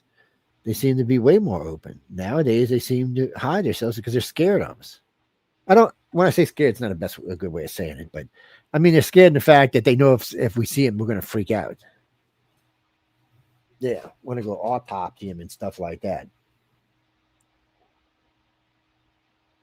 We need to know, first off, that there is something out there bigger and badder than we are, and that, you know, we could be wiped out quite easily. Well, when you start talking about war on our planet, it's like death for us. Most humans don't think about death. They think they're immortal until they die. And then and we don't really think about war starting until they happen. If we paid more attention, well, there'd probably be less wars. But Trump wants to end all of them. But as long as China is a communist country, the world will not be safe. Oh, you're talking about when Jay was talking about the rare earth minerals earlier? Well, China had done this stupid shit, but then on the United States, they backed off. So they're still going to send us all the stuff they're going to send us. But Trump decided when this all happened originally at the beginning that we're going to start producing our own earth. It's not so. See, we had sourced out so much stuff out of our country. Bringing it all back is not going to be overnight. It's going to take 3 or 4 or 5 years. It's a shame we don't have Trump 8 years back to back, because we'd make sure all this gets done. And Jimmy, I don't know if J.D. Vance is going to be your next president. I think he is. Rubio seems to be Rubio seems to have the bigger balls. We'll see. I mean, there's going to be a primary, so we'll see. And I imagine he's going to run too. Well, what I mean by that is, okay, Rubio tells Xi Jinping, mind his own fucking business. And if you put troops in Venezuela, America's going to consider it an act of war. That should have been J.D. Vance that said that, not Marco Rubio. Then Marco Rubio told the Prime Minister of France to fuck off. It's not. Did he really? Yeah. Did because he? He said, Egon goes, oh, well, you can't be down just blowing people up in the Caribbean. And Marco told him, don't you worry about what's in our fucking backyard. We're taking care of our backyard. We did not ask you for your advice or to come help us. I mean, he put his foot squarely in his ass. This ain't Trump. So, and I mean, he's stepping up. Not only that, he's running. What is JD Vance? JD Vance don't do shit. Marco's running what, 6 branches of the government? Or 6 agencies in the government? I mean, it's fucking ridiculous. He's a beast. And it's going to show over the next 3 years. If Vance doesn't step up over the next 2 years, Marco is going to be your next president. And I don't think anybody in Democrats can beat him because even they like him. See, Vance has got the problem that he's so closely associated with Trump that he's going to get a little bite from the Democrats, but Rubio don't have that problem. Remember, Rubio and Trump used to not be friends. He used to call him small hands and shit. Little hands. What can he do with them little hands? Trump's such a dick. I'm sorry. Oh, I'm sorry. I should have said that, but it's interesting to see where all this is going to go. What do you mean? I don't know anyone currently that's serving as a liberal that I would want to be president or vice president. You know, I heard Michelle say, "Oh, well, America's not ready for a woman president." Well, no, that's bullshit. America's just not ready for a crazy fucking liberal president. So in case you don't know this world that's listening tonight, and there's a lot of people listening to this show, the majority of women who are like, Margaret Thatcher, the women who became prime ministers and presidents, the majority, like 90% of them were conservatives. America would vote for conservative. If Condoleezza Rice would have ran back in the day, she'd have been the first black woman president in the history of the world. But, she didn't want to because she just didn't want that thing. And no other conservative women have really tried to run. Yeah, so you mean conservative woman today that could do it? Tulsi Gabbard, maybe. I don't know. Tulsi, she's pretty hated by the Democrats now, so she might be like another Trump. How about Marjorie Green, whatever her No, name? she's just AOC on the other side.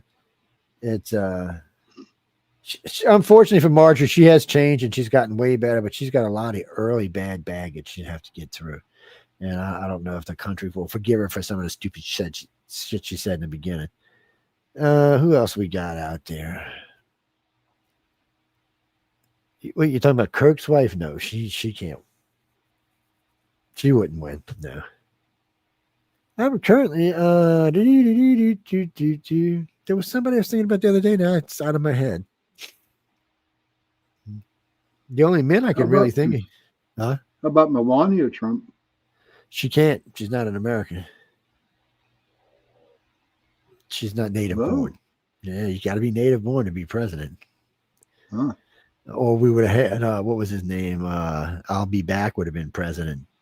If not, Arnold would have been a president of the United States if it wouldn't have been for that law. Well, yeah. You know who I see in the future is Barron Trump. Barron Trump will be president as long as his daddy don't end badly and he does good. He'll be president of the United States. I believe that. And he might even be the youngest president of the United States. But meanwhile, his sister Ivanka might run. I don't think so, man. She's happy and content where she's at. I really believe that. I don't know. See, that's what I was told because she was really pissed at her daddy from the first. I don't know what happened. They had a falling out after the first runaround, and then they got back together because then they were talking about what's his name's wife running, the other brother, the taller brother, not Junior, but anyway, they were talking about his wife running, and then they talked about that, and then they said no, Ivanka is well liked enough that she could actually have a chance of winning. She's intelligent, she's bright, And she's got her shit together. She's definitely her daddy's kid. But you know, if I had my choice, I'd want it to be Condoleezza Rice, Jimmy. I'd vote fucking Condi. I'd be out on the trail for Condi. I have no doubt she'd make one of the best presidents we ever seen. Jesus, I mean, even China and Russia were scared of her. Really? How? You want to know why? Because this shows you the difference between a president, a real president, and not a real president. So they would send Condi out to go do stuff, right? So when she'd go somewhere, she'd walk in like she'd be talking to the Chinese president. Or he'd say, okay, this, and this is going to happen. And they're going to say no. So the difference is when she left there, they knew damn good and well she had the backing of Darth Cheney and the president. So when she said, when you talked to her, you were talking to them. Bottom line, they always had her back the whole time. China knew it, Russia knew it, everybody that dealt with her knew it. They were scared of her because all she had to do is pick up the phone. Daddy, they're being dicks. Oh, really? Hold on, I got a missile on the way, baby. Get in the car, leave. They were scared of her ass. And she said she was one of the best we ever had. She's an outstanding negotiator. But that's why she went off to go and negotiate and become a millionaire. Hey, Sally wrote something here, Joe. Have you considered, though, that we should try things we haven't tried before? Women have never held the power, and it never even been balanced between men and women. Well, that's not true, Sally. End all war. In the beginning, women had all the power. Oh, yes, my friend, you better go check your history out. So in the very beginning, that's why women went from being the power and everybody's name followed the woman to no power at all because y'all lost y'all's fucking minds and started killing and rampaging across the countries. Yes, you forget there's been lots of queens and princesses and empresses, and none of them, except maybe the last one, ended well. They were evil. You know why? Because it's not really a man or a woman thing. Absolute power corrupts absolutely. So unless you're able to stand above that, it's best to leave it alone. That's why I never seek office because, deep inside I said, oh, I might go crazy. So let's not go there. Because absolute power corrupts absolutely. I mean, all you have to do is you tell me one American president that you think was honest and loving and did everything right and didn't lie to us not one time. Just one of them. I'll be happy with any. What have been 47 of them now? Yeah, because there hasn't been any. Tell me, for that matter, any world leader that hasn't lied or any religious leader that hasn't lied. I know. It's kind of depressing when you think about it. Hey, Jay, are you alive in there, buddy? Yeah, I have to work tomorrow, so I'm trying to get some onboarding stuff done in my phone at the same time here. So I'm listening in though. I'm definitely here. All right. What's that, Denise? No, oh no, he's a Chippendale now. Yeah, you didn't know that? Oh, you ought to see this cute gold outfit he's got. Oh my God. It's all on and shit. Oh man. And he's got this gold glitter he puts all over. Joe. He's like sparkling all over and stuff. It's Joe, I hung up my Chippendale outfit. I hung it up. Yeah, my Chippendale outfit's about 4 times the size it used to be. That's for damn sure. What's that, Pete? No, we got to go to break in a minute, but we'll be back in a few minutes. Chris, to be honest with you, I've always been one of those treat people the way you want to be treated. I don't judge people by their sex, by their color, by anything else. I judge you by your fucking actions. I always have and I always will. To me, you're either an asshole or you're not. And then I deal with you accordingly. Because I don't have time for personalities in games. Life is short and I want to enjoy it. I don't have to be worried about all that shit. Originally, people, it's funny because if you knew me when I was young, I was really PLNL. I was really peace, love, and light. I came from a comfortable family and they believed in helping people and taking care of people and doing the right things and believing in God, and the whole 9 yards. And people meet me today, they're like, God, Joe, you're such an asshole. What happened? I said, life is what happened. It's, Well, most people think I'm really a nice person, and deep down I really am, but I'm not as what word am I looking for here? I don't know. I'm not as nice as I used to be. How's that? It's no, I still help a lot of people. I like helping people. It makes me feel good. Seeing people feel good makes me feel good. Yes. Well, it's kind of like having no. We better not say. Well, this shows R-rated. It doesn't matter, but sex, drugs, and rock and roll. Yeah. From that's so damn old. From 17 to 35. Yeah. Who's playing the song on break? I'm gonna get one in a second. But no, it's from 17 to 35, but there was breaks in between. You had to take some time off. Like when my son was born, I didn't drink for 10 years. And I just gave it up. I've been really lucky. And when I say this, I'm sincere about this. I've been really lucky in my ability to give up things that are bad for you. No, I just quit smoking. Sorry. I quit drinking. My biggest problem right now is I would quit eating, but I'm bored, so I won't. I am busy a lot, but I'm not. See, my life was different. I used to do construction, 10 to 14 hours a day. And then I did the radio the rest of the time at iCar. So there was no free time. Now I'm not doing construction anymore. I have that time in between. It's about to make me jump off a bridge somewhere. Plus, I got to get a car, and I can't decide like a 5-year-old what the hell I want. Well, first I thought about a full-size F-150 4-door, fully loaded. And then I thought maybe one like Sean's got. And then I thought maybe something else. I thought maybe a little sports car or something. But, when you live in the deep south, sports cars are cool and fun, but it floods down here, man. So you need at least an SUV or some shit. Maybe a little RAV4. Well, wouldn't the humidity destroy a car down there? No, humidity is fine.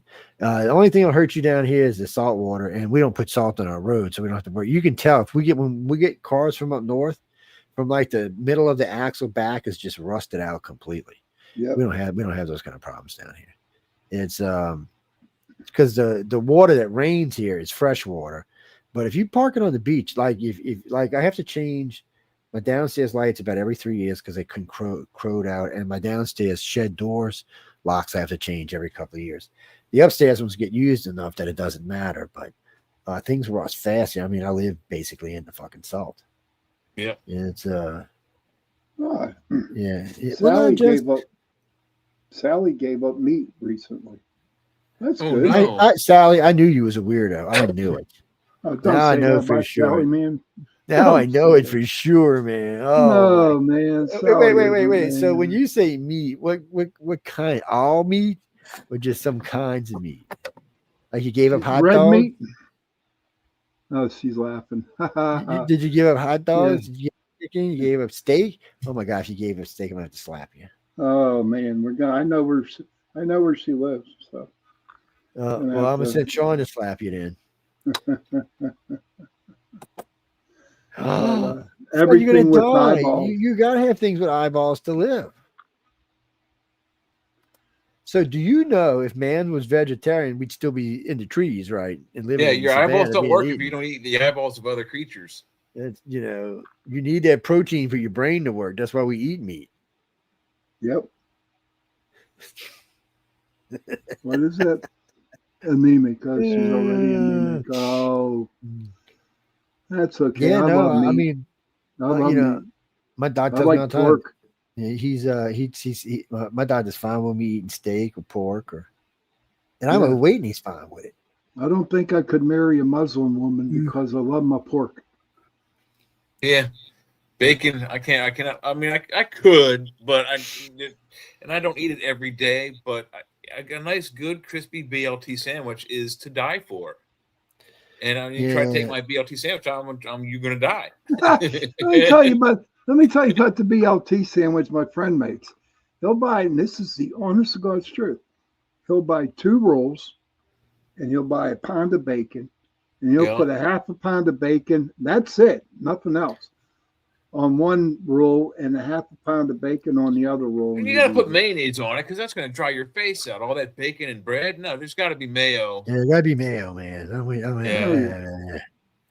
That'd be I can do that without lettuce, but we should put lettuce. and it really should be. It should really be Duke's mayo at that too. Yes. Oh Duke's man, mayonnaise. Dukes, yeah. You've been reading my mind on that one, Joe. By the way, Dukes is fellow just audience stuff, members, welcome to the food porn segment.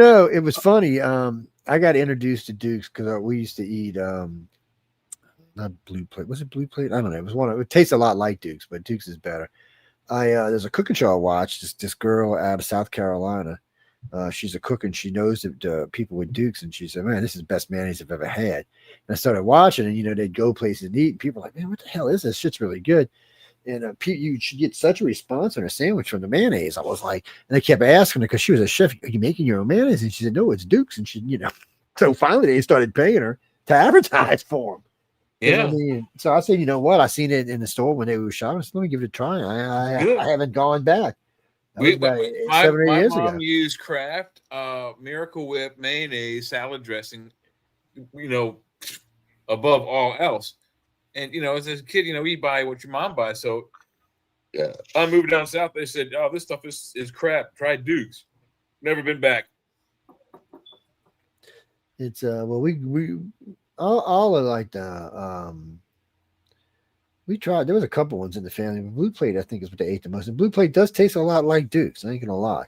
It's just not quite as good, but it tastes pretty similar. Jesse, Miracle Whip is very close to it as well. But if Miracle you take Whip's a little sweeter. It is, but it's also, if you take the Miracle Whip and the Dukes and you take a spatula to both, you'll see air pockets in the Miracle Whip. You won't see that. It's creamier. The Dukes is much creamier. And like I said, the other one's a little bit sweeter. On the Blue Plate's a little duller. It's not sweeter, it's just duller. It's Blue Plate just it's I mean, it's not bad mayonnaise, it's just in there. Hellman's is okay, but Hellman's is always a little bitter. It's and all of and people don't realize it today, but they were all salad dressings. Mayonnaise was a salad dressing. Yeah, but you know what the worst one is that Miracle Whip. That sucks. That's what I was just talking about. Yeah, he was talking about. I went from Miracle Whip to Dukes, and I haven't been back since. Yeah, Miracle was just a little on the sweets. Miracle changed. I remember as a kid it wasn't as sweet. And then I remember we were working somewhere. I said, "Man, this fucking mayonnaise is really getting sweet. What is this?" And he was telling me about it. I said, obviously, and companies changed. I mean, look when Coke was going to try to sneak the new Coke in on us, and everybody said, "Oh, get rid of this crap, man! What is this shit? This ain't Coke. This is Pepsi, man. Y'all did Pepsi sneak over and take over commercial, Coke? are we not? Yeah, we are. I got a song right here. I was effing around. Janine Liverworth. Where the hell are you from, Janine Liverworth? Fort Walton Beach, Florida. When we come back, we'll let you ask a question, Gene. Maybe you could be like Jean Grey or something mysterious. Yeah, like something interesting. But anyway, I'm gonna go ahead and put this. No, Darren, we're gonna play a song with Ben. No, it's a Christmas song, man. You know what? I haven't heard the kids yet, so we're gonna play the kids. All right, good. Yeah, because we played the trans last night, but we played it with the little girl running around in the snow with the kitty cats. And I got to remember, I found a bunch of songs on my other computer the other day. I'm going to transfer them to this until we can play. There's a bunch of Christmas music, and there's all kind of Christmas music in it. Wait, you might play 2 songs. Hold on. Let me go see. Where is this at? Okay, we played that. Okay, yeah, that's what we're going to do. Okay. We're going to play 2 songs, people. Here we go. Here comes the first one. This is Dean Martin, by the way. Dun, dun, dun, dun. Yeah. Miracle Child, hey, get on there. How does your miracle child get cancer? Suckerly, apparently.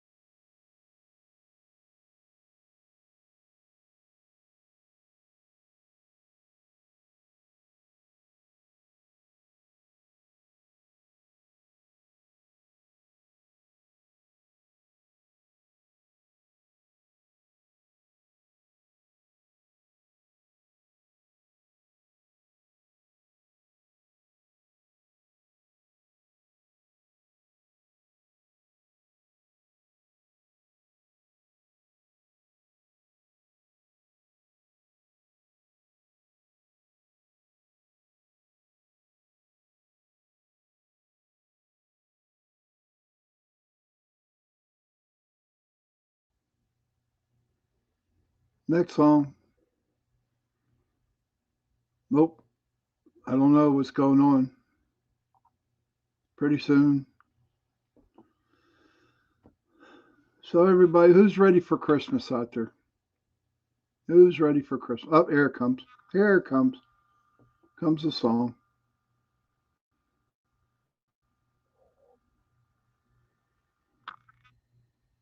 There it goes.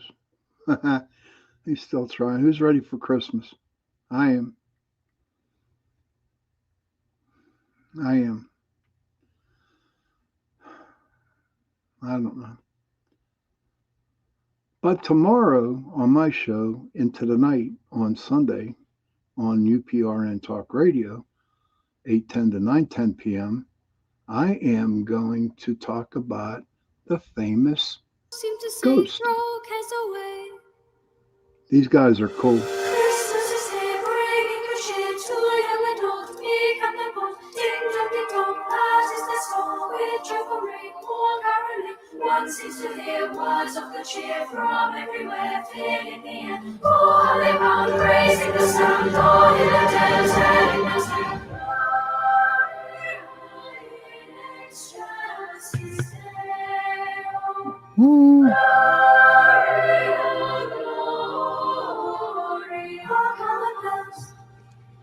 seem to say, Christmas is here, bringing the cheer to young and old, meek and the bold. Ding dong ding dong, that is the song, with joyful ring, all caroling. One seems to hear words of good cheer from everywhere, filling the air. Oh, how they bound, raising the sound, all in a dance, telling us that hey, hey, hey, while people sing songs of good cheer, Christmas is here. Hey, hey, hey, while people sing songs of good cheer, Christmas is here.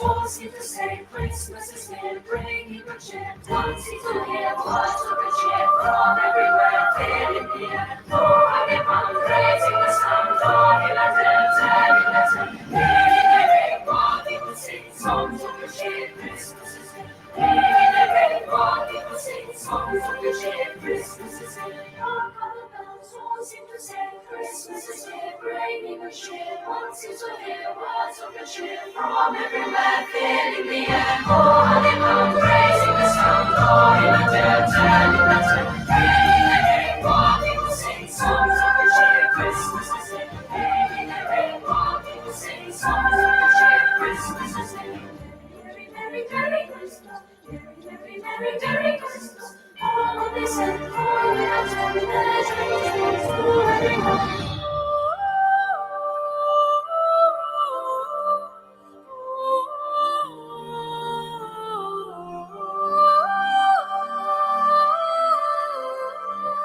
Now you know why God bring children home early. Yep. They're like angels, dude. What can they sing? Ding dong ding dong. That is their song. The government is banning this $39 electric Oh no, lighter then we next got month, Lindsay and this is your Sterling. last That's shot my to new get the girlfriend, original Joe. high-powered version. Oh, There's a new she's next-gen good. electric we're lighter out playing, there, and it's the most not now, but Right. we got the cherry plum, sugar plum one to play. While you slept last night, Then we got the a other one, ghost which you slipped through can't enemy call. radar Look at undetected. this. No nation on earth has ever seen anything like it. For We can't- 5 we can't years, let America's Jay most ever in classified Is it the weapon 47? has been conducting secret Jake test is- missions Jay's not in our allowed in this skies. thing ever. The Ever F-47 saw it. stealth monster, You a shoot him in the foot sixth-generation and try to fighter so land this advanced thing. it makes the F-22 look like a toy. It's tough. China doesn't know it exists. Russia can't track it. And tonight, we're pulling back the curtain on the most revolutionary aircraft ever built. The era of American air dominance just entered a whole new dimension. On March 21st, 2025, President Trump shocked the world by announcing that Boeing had won a $20 billion contract for something extraordinary, the F-47. I think I had But one of here's them what he one time didn't or tell you. another. This beast has already been flying secret missions for half a decade. This isn't just another fighter jet. The F-47 represents the biggest leap in military aviation Yes, they since keep the Wright showing brothers pictures of other first took jets flight. from my movies. We're talking about a machine that can command entire drone armies, slip past any radar system on the planet, and strike targets over 1,000 miles away. Our brave pilots will soon have access to technology that sounds Yeah, and I like had pure to figure science this out one fiction. night 'cause they And kept after watching this mentioning video, these you'll planes, understand but why America's enemies are losing sleep it wasn't over what's making coming sense. their way. Because then they said one If you didn't have a support our pilot. I'm military like, and well, want wait, to it's a see fighter America plane. How can stay it not have a ahead, pilot? type Love F-47 in the comments below. But first, let me share something that will blow your mind about just how far ahead we really are. That was like a laser.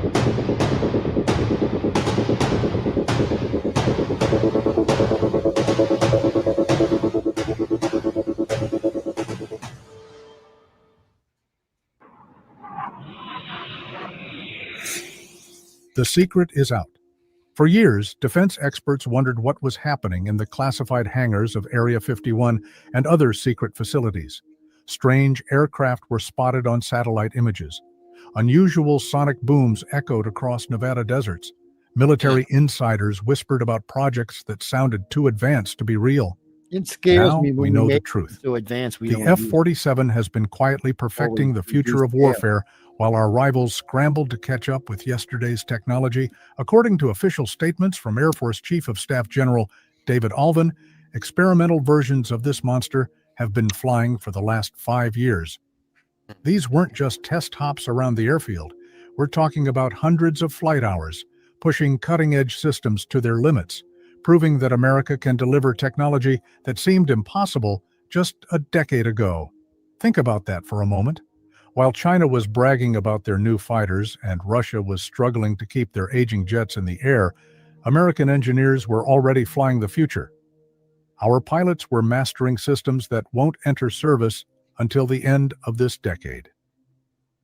The program began under the Defense Advanced Research Projects Agency back in the mid-2010s. Two competing designs, one from Boeing and one from Lockheed Martin, have been secretly battling it out in the skies since 2020. Boeing's design won, and now we know why. But the real story isn't just about one aircraft. It's about a complete revolution in how America fights and wins wars. A new breed of air power. The F-47 isn't designed to replace just one aircraft. It's built to dominate entire battlefields. This sixth-generation monster comes with capabilities that sound like they're straight out of a superhero movie. Speed? We're talking about Mach 2+. That means this beast can slice through the sky at over 1,500 miles per hour. But speed is just the beginning. Range? The F-47 can fly over 1,000 nautical miles on a combat mission.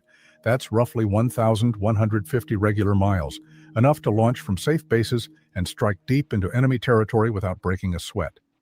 Compare that to our current F-22 Raptor, which has a combat range of just 590 nautical miles. The F-47 nearly doubles that reach. Stealth? Here's where things get really exciting. The Air Force has created a whole new category just for this aircraft. They call it Stealth++. The F-35 gets a simple stealth rating. Hey, Kevin. Our incredible F-22 earns Stealth Plus. But the F-47? It's in a league of its own. We're talking about an aircraft so invisible to radar that enemy systems might not even register a return signal. Advanced materials and active stealth systems work together to make this fighter practically disappear from electronic detection. It's like having an invisible shield that laughs at any radar system our enemies can build. And here's something that should make every American proud.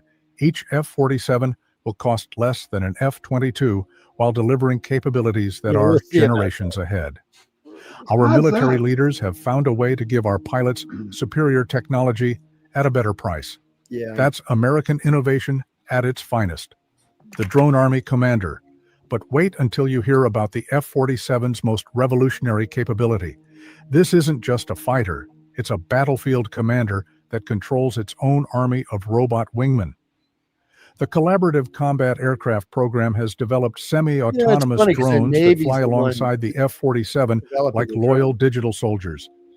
These aren't simple reconnaissance drones. The YFQ-42A and YFQ-44A are unmanned fighters carrying advanced air-to-air missiles and precision strike weapons. Picture this: a single F-47 pilot can command multiple robot fighters simultaneously. While enemy pilots are limited to their own aircraft, our heroes can coordinate swarm attacks that overwhelm any defense system. It's like giving every American pilot their own squadron of tireless, fearless wingmen. The artificial intelligence systems in these drones can identify targets, select weapons, and execute attacks with minimal human oversight. But they That's never crazy. go fully autonomous for lethal decisions. American values ensure that human judgment always has the final say over life and death choices. The Air Force plans to build over 1,000 of these loyal robot wingmen to support just 185 F-47s. That's a force multiplier that no enemy can match. Our pilots will never fight alone again. These drone wingmen have their own impressive capabilities. With engagement ranges of around 700 nautical miles, they can reach out and touch targets that thought they were safe from American power. They maintain stealth signatures that rival current generation fighters, but their unmanned design allows for even smaller radar cross-sections. Before we explore what makes this beast truly special, here's a quick favor. If this content amazes you, hit that subscribe button and give us a like. Over 98% of viewers watch without subscribing, but your support helps us bring you more incredible stories about American military excellence. Did you hit subscribe? Great, let's continue. No, I gave you America's the bird strategic there, though. masterstroke. The F-47 represents more than just advanced technology. It's a complete strategic shift that puts America decades ahead of any potential rival. While other nations focus on building more of the same old fighters, America invested in a completely new way of thinking about air warfare. The result? A system that can operate from safe distances while projecting power deep into contested territory. The Indo-Pacific theater presents unique challenges that older aircraft simply can't handle. China has built extensive networks of surface-to-air missiles and long-range attack systems designed to keep American forces at bay. Traditional fighters would have to operate from bases within enemy missile range, putting our brave pilots and ground crews at risk. The F-47 changes everything. With its incredible range and stealth capabilities, it can operate from secure bases while still reaching any target in the region. Our pilots can launch from friendly territory, penetrate enemy airspace undetected, coordinate devastating attacks with their drone wingmen, and return home safely. This isn't just about having better technology. It's about maintaining the peace through overwhelming strength. When potential adversaries understand that American air power can reach them anywhere, anytime, without warning, they're much more likely to think twice about aggressive actions. You think? No. The program also I think this reflects is hard what they- lessons. Next-generation adaptive propulsion systems can switch between different performance modes depending on mission requirements. Need maximum speed for intercepting enemy bombers. The engines optimize for raw thrust. Planning a long-range penetration mission, they shift to fuel-efficient cruise mode while maintaining supersonic capability. These aren't just theoretical capabilities, they've been proven during 5 years of secret testing. Our pilots have been pushing these systems to their limits, refining tactics and procedures that will give them overwhelming advantages when the F-47 enters full service. Budget reality and strategic priorities. The numbers behind the F-47 program reveal just how seriously America takes maintaining air superiority. Congress didn't just the approve ones in the funding. Navy. They fundamentally restructured defense priorities to make this program succeed. The 2026 defense budget proposal cuts F-35 procurement from 74 aircraft to just 47, redirecting those billions toward next-generation systems like the F-47. The legendary A-10 Warthog, beloved by ground troops but increasingly vulnerable to modern air defenses, faces complete retirement by the end of 2026 to fund advanced platforms. That These ain't aren't good. easy decisions. No, but I think they reflect decided clear to keep it long. strategic No, I thinking. think they decided to keep it longer. America Things a is little betting behind. its future on platforms that... Coincidentally, the U.S. Air Force became a separate branch of the military in 1947, and President Trump who announced the project's advancement, is the 47th President of the United States. These aren't just coincidences. They represent a clear signal that America intends to maintain its stranglehold on air superiority for decades to come. Just as the original P-47 helped win World War II, the new F-47 will ensure American pilots continue owning the skies in whatever conflicts may come. Revolutionary cockpit design. Yeah, until them The German space F-47's planes got there and cockpit kicked their ass. represents the culmination of decades of evolution in fighter aircraft design. Starting with the F-16's revolutionary hands-on throttle and stick controls and continuing through the F-22's integrated displays and F-35's helmet-mounted systems, each generation has brought critical information closer to the pilot's immediate attention. The F-47 takes this concept to futuristic levels with advanced augmented reality systems. Instead of looking at screens or even helmet displays, pilots get projections that overlay tactical information directly onto their field of vision. Imagine seeing enemy aircraft highlighted in red, friendly forces in blue, and optimal attack vectors drawn as glowing lines in three-dimensional space. With multiple semi-autonomous drones to coordinate, each potentially carrying tons of explosives in their payloads, every square inch of cockpit space matters. Could provide the human None appear to match the F-47's combination of range, stealth, and drone command capabilities. This technological advantage provides America with strategic options that simply didn't exist before. The ability to project overwhelming air power from safe distances changes the calculus for any potential adversary considering aggressive actions. Regional allies in the Indo-Pacific can feel more secure knowing that American air power can reach any threat in the region within hours. The F-47's extended range means that traditional strategies of pushing American forces back from forward bases become ineffective. European allies also benefit from this capability.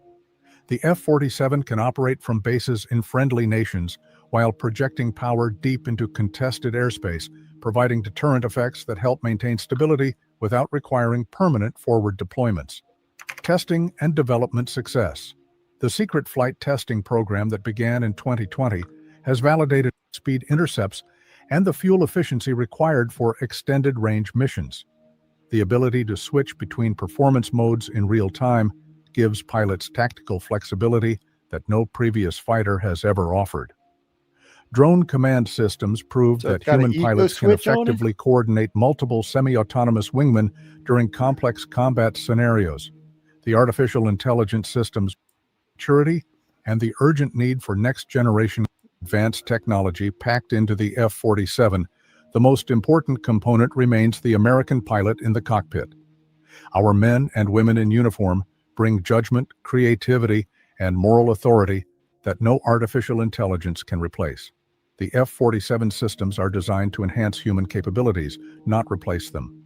Advanced computers and flown by American heroes. Older one here. The monster is real. Yeah, this one was definitely a little older because it doesn't have the invisibility thing on it. So Mish wants to know. Mish wants to know, what are they testing against? What? There's nothing to test it against. There's nothing that can compete with it. The best thing they do is they dogfight it with F-22s and stuff because the F-22 is the most advanced thing on the planet.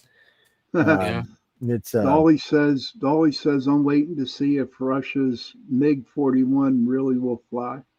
I don't know. Even if they can get it to fly, they can't afford to make more than like 2 of them. So I don't know if it's going to really matter.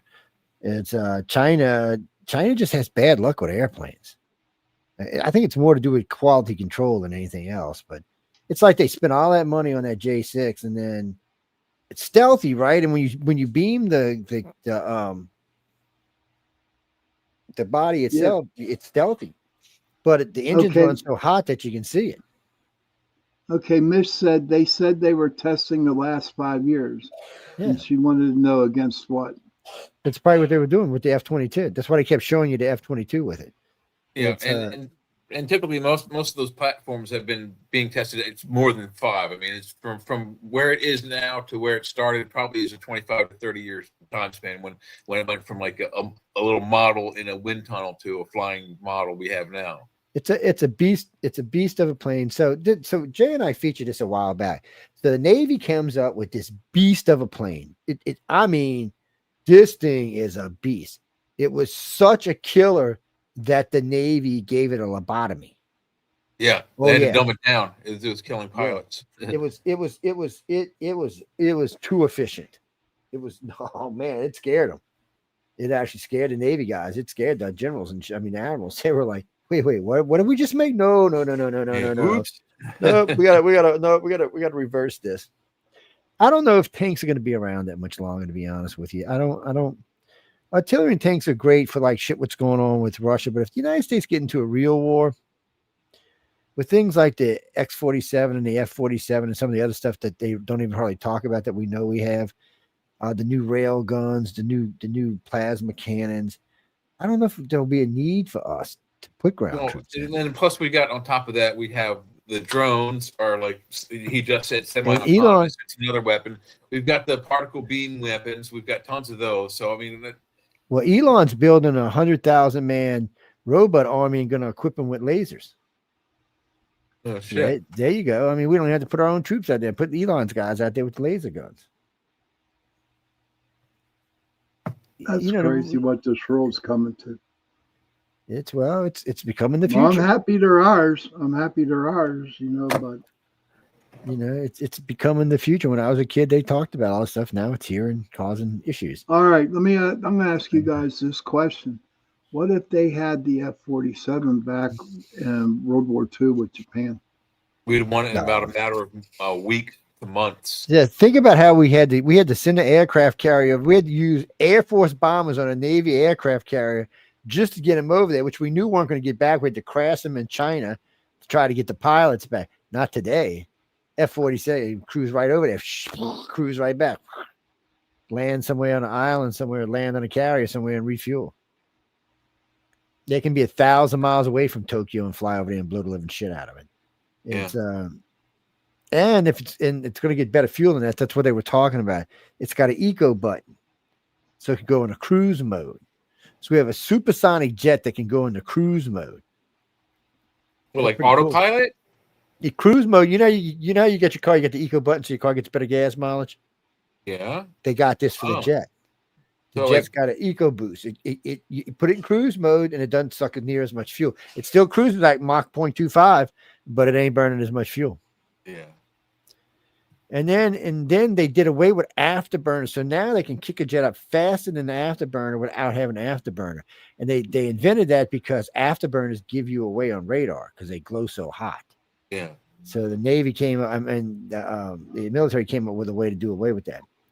The Russians and the Chinese are working on it. Russia don't sell China all its secrets. I don't think Putin in the long run. I think he likes having China at his back door to help him out in case he gets towards the United States. I don't think he trusts Xi Jinping all that much. She would love to have Russia. I mean, there's a lot of resources in Russia and very few people.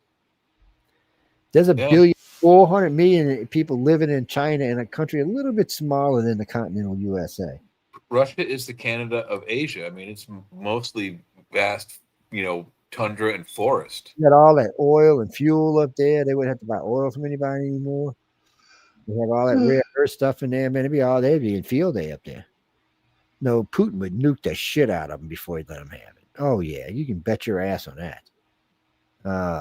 And if he didn't, Europe would. Europe ain't going to let China have Russia. You got to be crazy. India wouldn't. There'd be a nasty war. You know what? There may be a World War III, but the United States may be able to stay out of it. It is possible for there to be a big nasty war and us not get in it. That'd be crazy. It just depends how it goes down. But you see, think of it this way: World War II taught the bad guys a lesson. Okay. Yeah. What did the emperor? What did the admiral say to the emperor? I fear we woke the sleeping dragon. When they bombed Pearl Harbor. Dragon, or sleeping giant. Giant. He said he feared he woke him. And sleeping tiger. Yeah, he said but anyway, he said he told the emperor he feared he woke him, and they were going to pay dearly for it. And of course they did. We fucking blew them up with 2 nuclear weapons. So he was right. That if we invaded, if the Japanese had invaded, they would be facing a gun behind every blade of grass. Yeah, there's no way Japan could have held the United States. It wasn't big enough. China could. Well, maybe. I don't think so. It's going to be hard to hold territory in the United States because there's just too many places to hide and too many people going to be shooting at you. But yeah, like in Pennsylvania, man, you got zillions. You got a shitload of deer hunters out there with guns. I mean, that's where what. But if you've ever watched, Red Dawn, it's true. I mean, it'd be hard because the locals know their areas. They're going to have long range rifles because they hunt and stuff. They're going to know where to be at, where not to be at. And it's going to be easy to kill y'all. They're going to know the pinch points and choke points where your troops are going to have to, go dangerously close together, and that's when they're going to, you don't fight somebody on their home territory. That's why you go across somewhere else. Yeah. There's my boy Jay. Yeah, we talking about war in the United States, and Jay is talking. About time we woke your ass up. We woke your butt up, didn't we, when we mentioned war on the United States? Well, because I know we're going to win it. Whatever, anybody that comes to America is not going to hold it. I mean, they might, take a big chunk out of it. They might, destroy New York. They might destroy Los Angeles. They might hurt us. Yeah, but once the initial impact is over, the rest of us are going to be grabbing our guns and heading towards the front. Yep. Oh no, there's a great video. There's a great video out there. Russia and China is invading. They're invading through right there on the East Coast, along the coast. They're invading, right? So you see him, the president's on the phone. He's getting all the military together, getting them sent down there. And they arrive, and you see a bunch of rednecks with beer cans sitting in their trucks saying, "Where y'all boys been, man? War's over." Yeah. Yeah. That's about how it'd be, too. That's the sad part. You crazy-ass redneck. Could you imagine trying to track coon asses through a swamp? Jesus, man. They wouldn't even have to kill you. You'd be dying on your own. Christopher, that is actually a true story about the Japanese being eaten in the middle of the night. They were surrounded by troops. Yeah, the alligators ate them on the island. Yeah, they ate them. What happened was that somebody must have got cut or hurt, and the gator got hold to him. And then blood started going all over, and I guess it just caused a feeding frenzy amongst the gators. And well, it was a bunch of people pressed up against each other. There's a couple thousand people, and apparently there's a couple thousand gators. That's, the story's real. It's been verified, but, well, I'd have climbed up in a fucking tree is what I'd have done. The gators had a lot to eat. You in a tree, they'd have left you alone.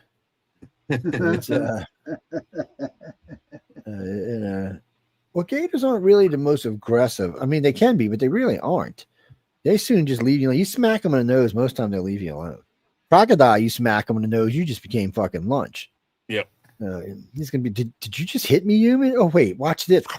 As you try to escape. No, Jesse. Elon loves us. He is the modern day Mohammed. Yes. Well, Miss says maybe people are throwing other people into the Elon. That's true. Well, Miss should know a lot about alligators living in Australia. Well, down here, they got crocodiles down where she's at. But what we do is, we don't like somebody and you've had enough of them, you bump them off, you cut them into chunks, you go out to the bayou, you use them for crawfish and alligator bait. Man, a couple of alligators make short work of a human body in a matter of minutes. They'll take the skull and all, crunch it down, poop it out. You never even know there was a human there.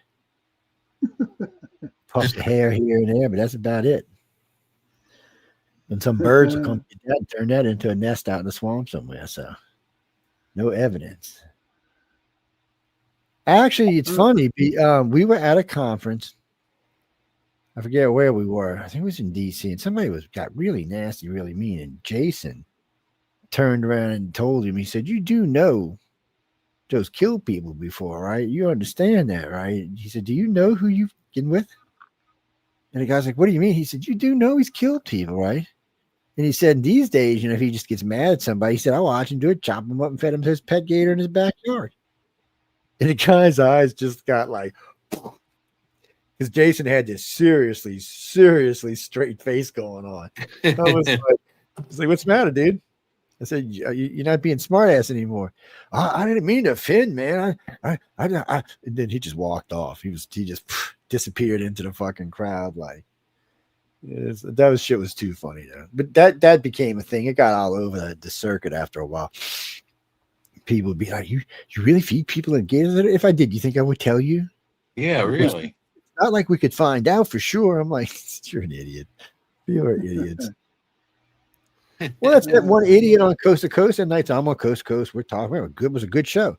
And a guy comes on. And he goes, you know, you and Melinda Leslie were on here doing military abductions. And, you know, Joe, we know the truth about you. Our research found out that you're in charge of all abductions in the United States and part of Europe. And I'm like, wow, am I? And George said, what? And I was like, George, I have no fucking idea what he's talking about. And the guy goes, you would just say that because you'd have to say that because you couldn't admit that you were in charge of alien abduction. And I said, what? And he got all tongue twisted and shit. He said, but I know, I've seen you there, standing there watching and being taken. He said, I was like, really? I said, well, next time take a fucking picture because it lasts longer. And, and he said, and that's what you told me. Take a picture and it would last longer because I was staring at you. I thought George was going to. Are you serious? I'm serious, man. Oh my God! Did they get people like that on Coast to Coast? I mean, oh yeah, they get crazy all the time. Yeah, they get all kind of crazy people like that on Coast to Coast. So I'm like, okay, dude. I said, I'm telling you, I'm not.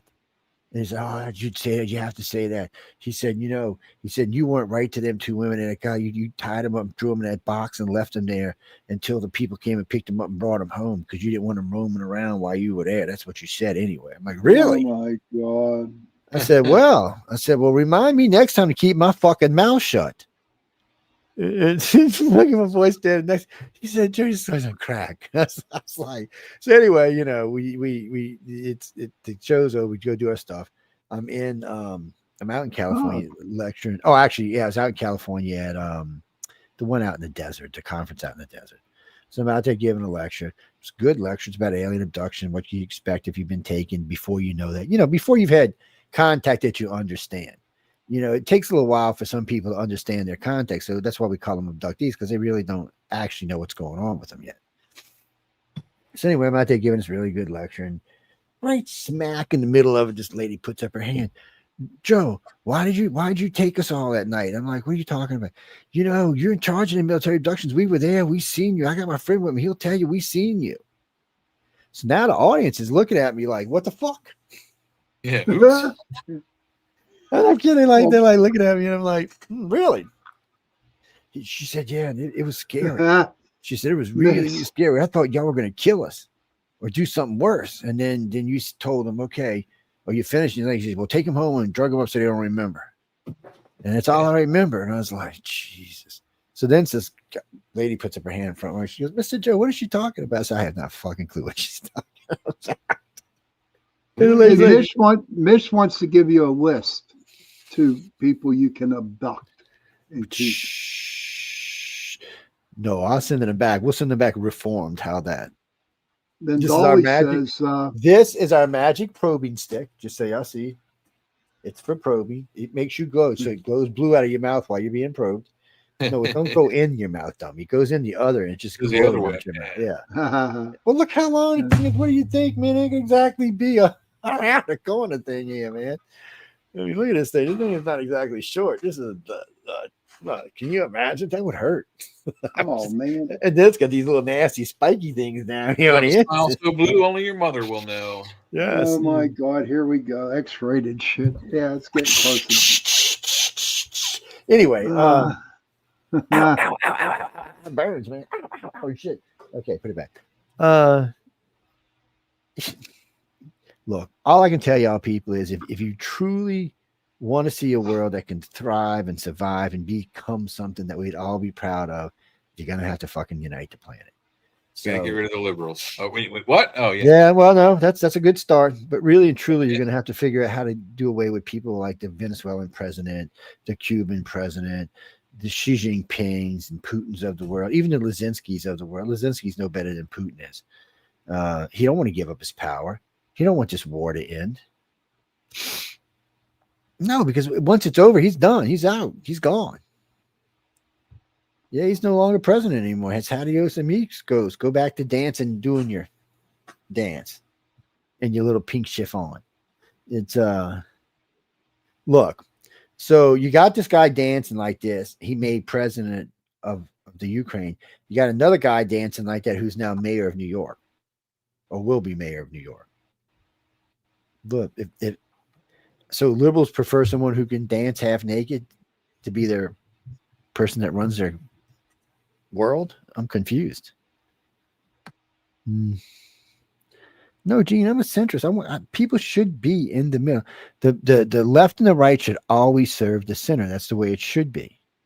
The majority of people in the country are centrist. They're in the middle somewhere.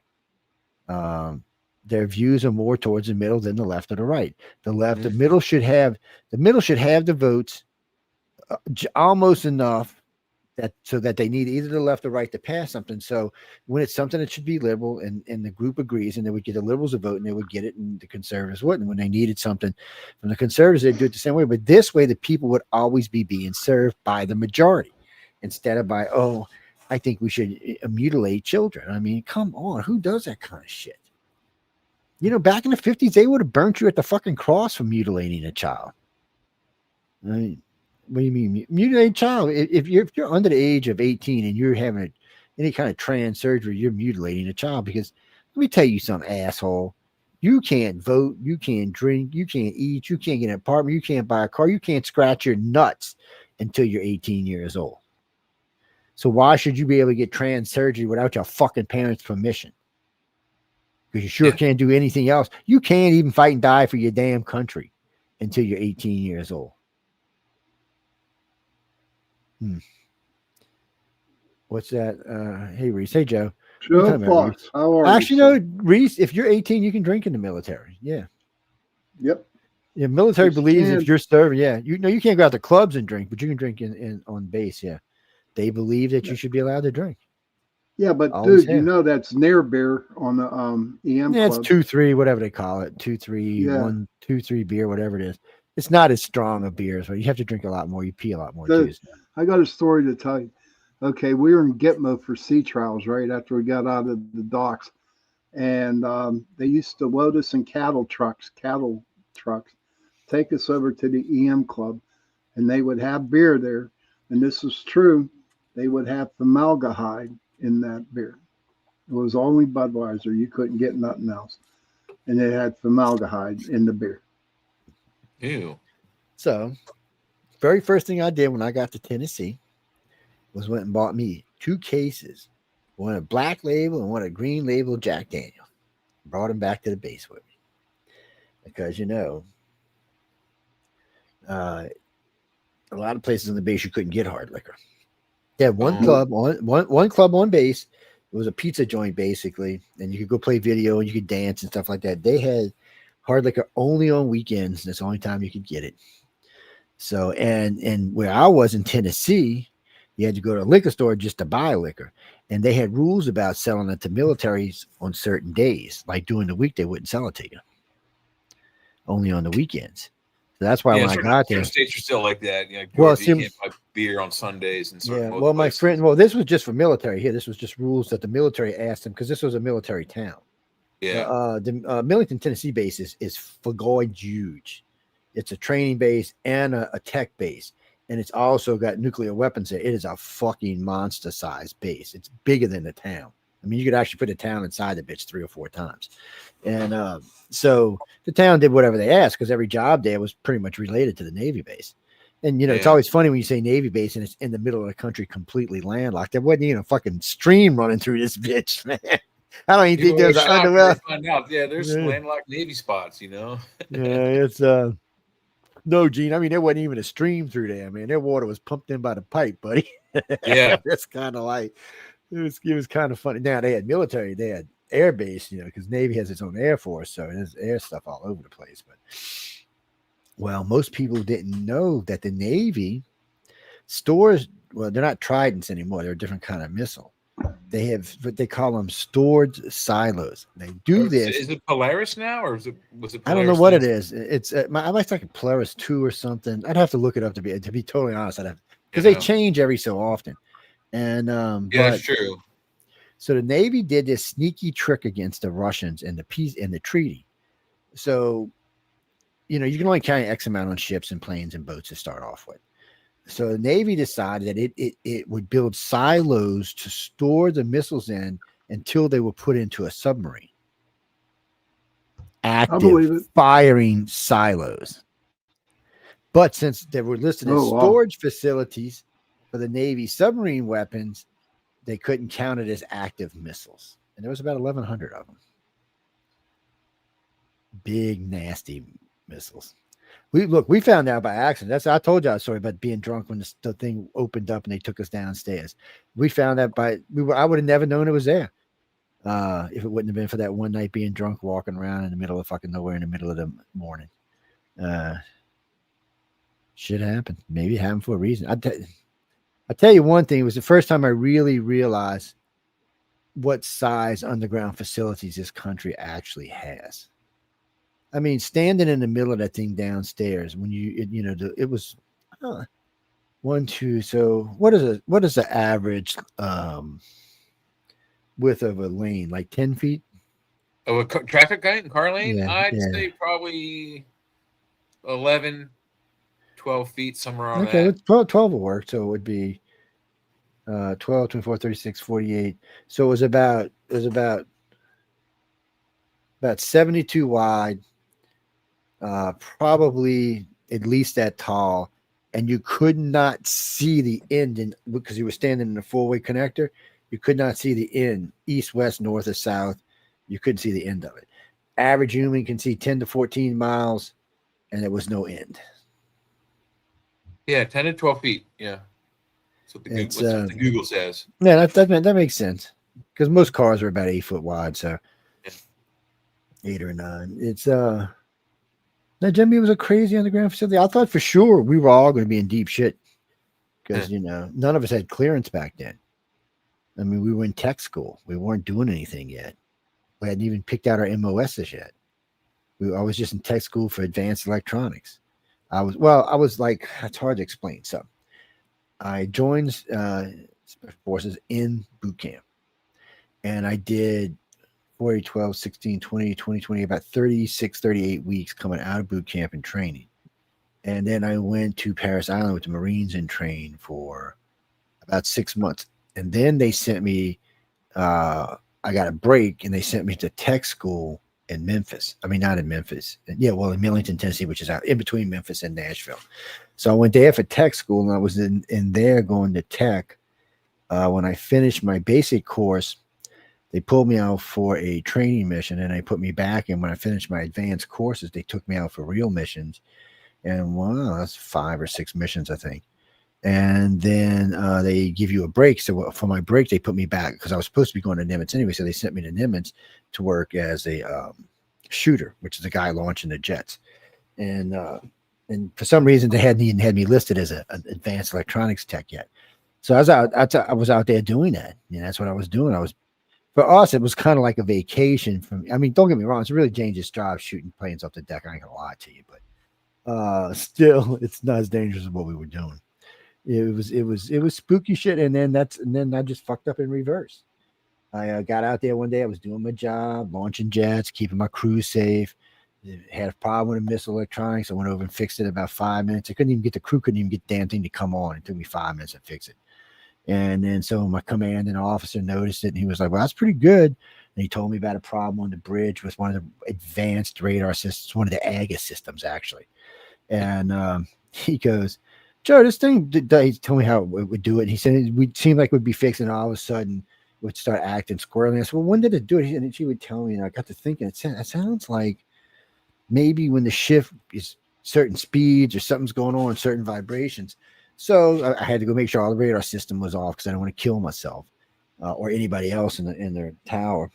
Went in, took my thing, put it on when you can check the density of a line, shot it through, and I realized something's not right.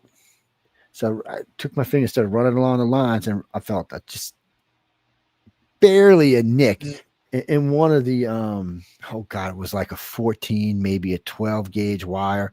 It was just just enough that every now and then when the wire harness would push against the rest of the wires, it would push it up hard enough against the metal lining inside the radar chamber that it would make it short, and it would quit working.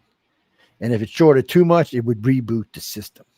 So you could be in the middle of a combat simulation and a fucking thing would reboot the entire Agus system. That's not good. Nope. So I go, I find it. This was so fucking funny because he's sitting in his chair. The captain's wherever he probably sleeping or something. He's sitting in his chair, and I look over at him, and I said, "Hey, I'm gonna test this." He said, "What do you mean you're gonna test? I'm gonna test it." And I talked to the guy. I said, "Come over here and put this panel right here for me. I need you to hold it till I put these clips on so we can test this. So we don't, because radiation kills you people. It's not radiation. It's microwave is what it is. Well, I guess which is radiation too. But anyway, we turn it on. It's running. So I walk up and I kick the living shit out of it. And he looked at me like, "Have you lost your fucking mind? Do you fucking know how much that thing you get?" I kicked it again. And he's like, "Well," I said, "they cannot be this delicate. This is a combat weapon." I said, "You're telling me we're on one of the biggest aircraft ever built, and we got to worry about if we hit a fucking wave, it's not going to work? We're going to fucking die, man." Yeah. He starts laughing. And the other guy's like, first off, the guy couldn't believe I was talking to the fucking the commander like that. And it was like, I said, "Well, it's working." And he said, "Joe," he said, "do you know how many techs have looked at this thing?"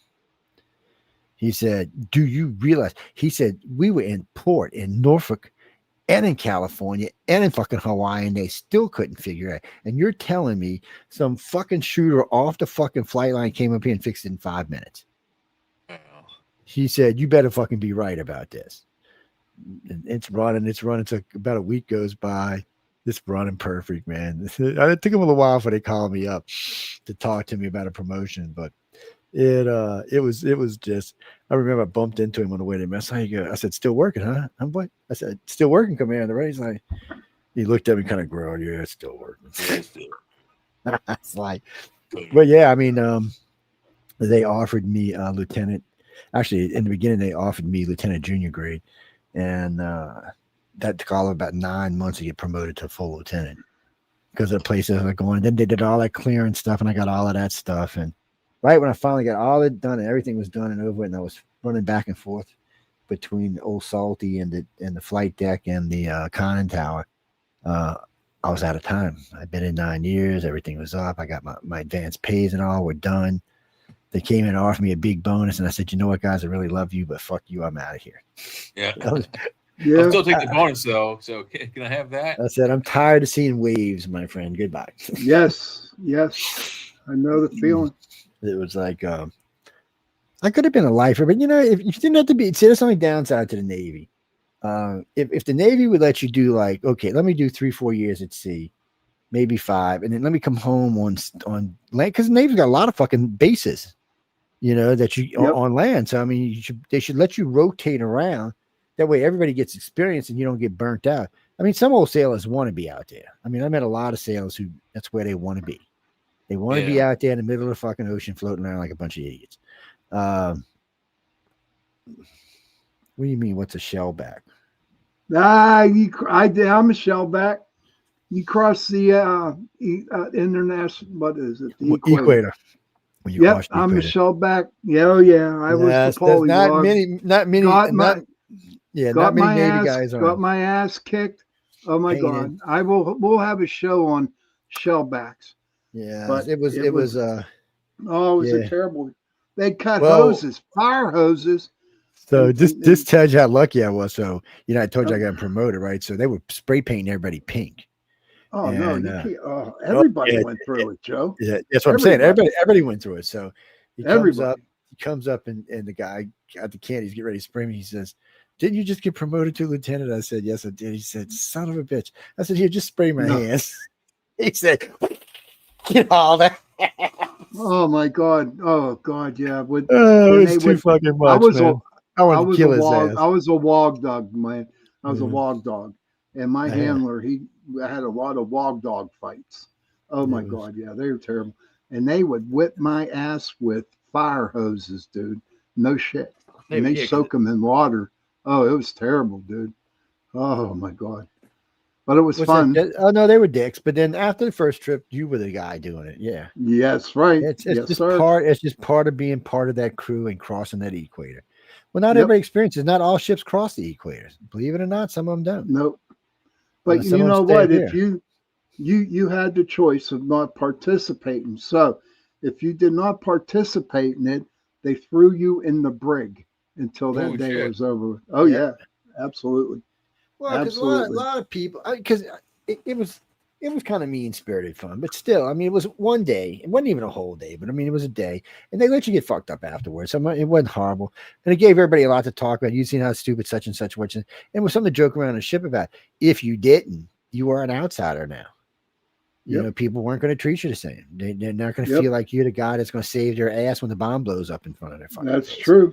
That is so So true. then it's part of being part of the team. I didn't like it, but you know, and I walked But around you for like did it. 6 days, with a pink strip going across the front of my fucking face. It kept making me want to Yeah. go cross-eyed. It sucked. Oh yeah. And then you went to the Royal Baby, who was the fattest guy on the ship, and he would put peanut butter, grease, oil, you name it. He'd put on his belly, and he'd shove a cherry in his belly button, and you had to go in and get it. Oh yes. No. Oh yeah. Oh Jay's yeah. like, no way, man. Oh yeah. If Oh, you want to yeah. play with the nuclear buttons, Jay, that's what you got to do, man. And No, Jay, I real wouldn't want quick, to- yeah, I real didn't want to quick, touch the nuclear buttons. That's for sure.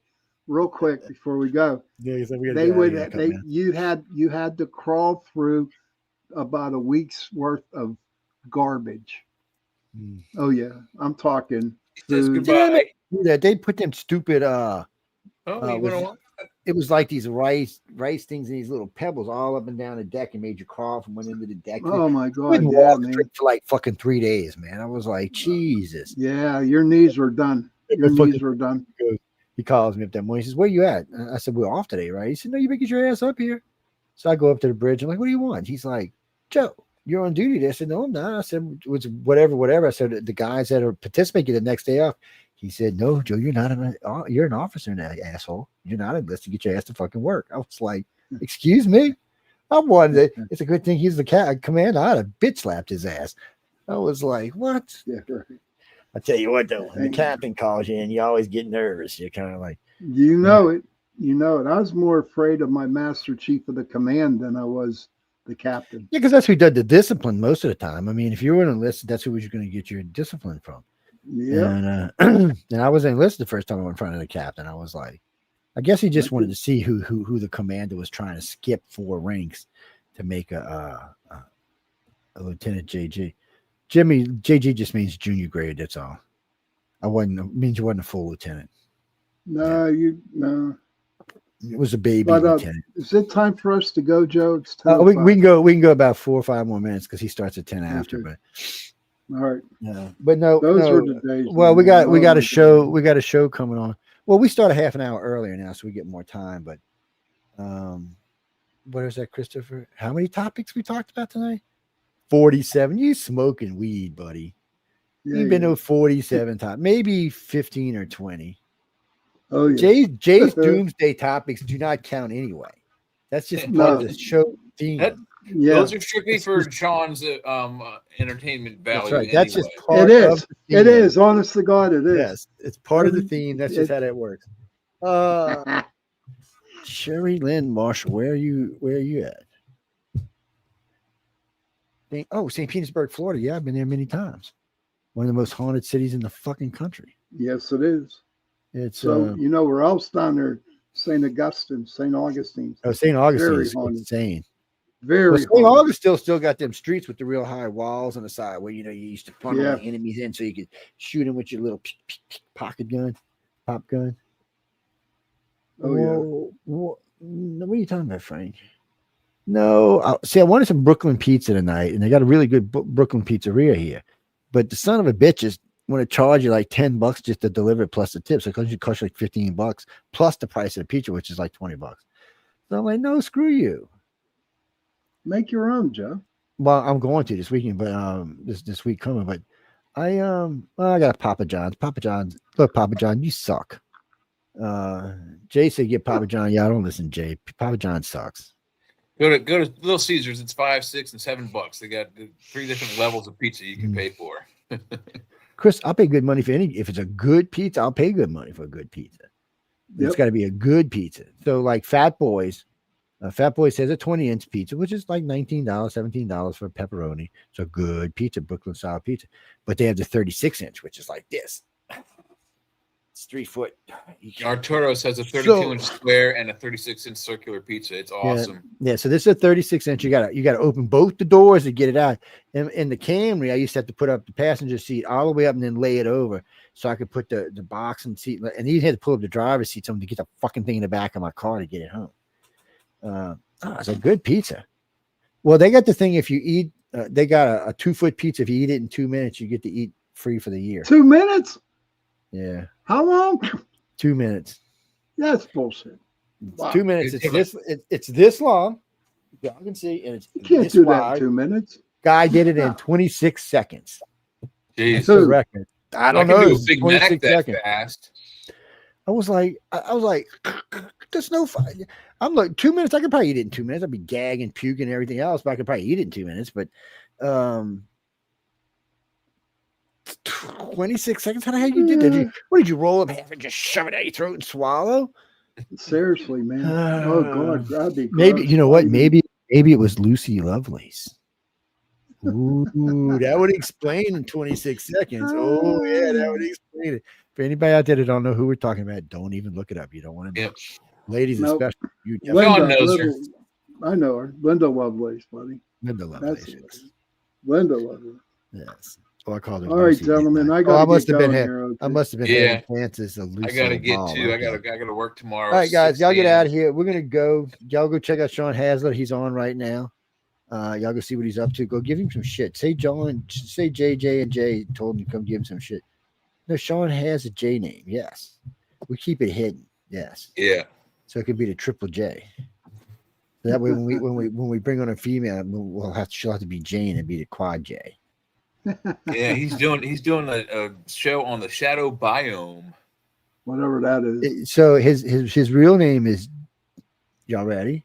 It's Jack Dexter Santa Claus Kelly. That's me. That's the man. Don't fuck with the man. On that note, we got to go and thank everyone for tuning into United Trump Link Radio and the chat. Good night, everybody. I hope y'all enjoyed the show. Any moans, glitches, gripes, or complaints, please write to Michelle DeRoche. She says if you send her a really good mean letter, she will send you back a stamped envelope with a kiss on it. Oh my God. Yes. I wouldn't trust her, guys. She's a voodoo queen, so there might be something in that. See you, Miss. I just be careful. On that note, good night, everybody.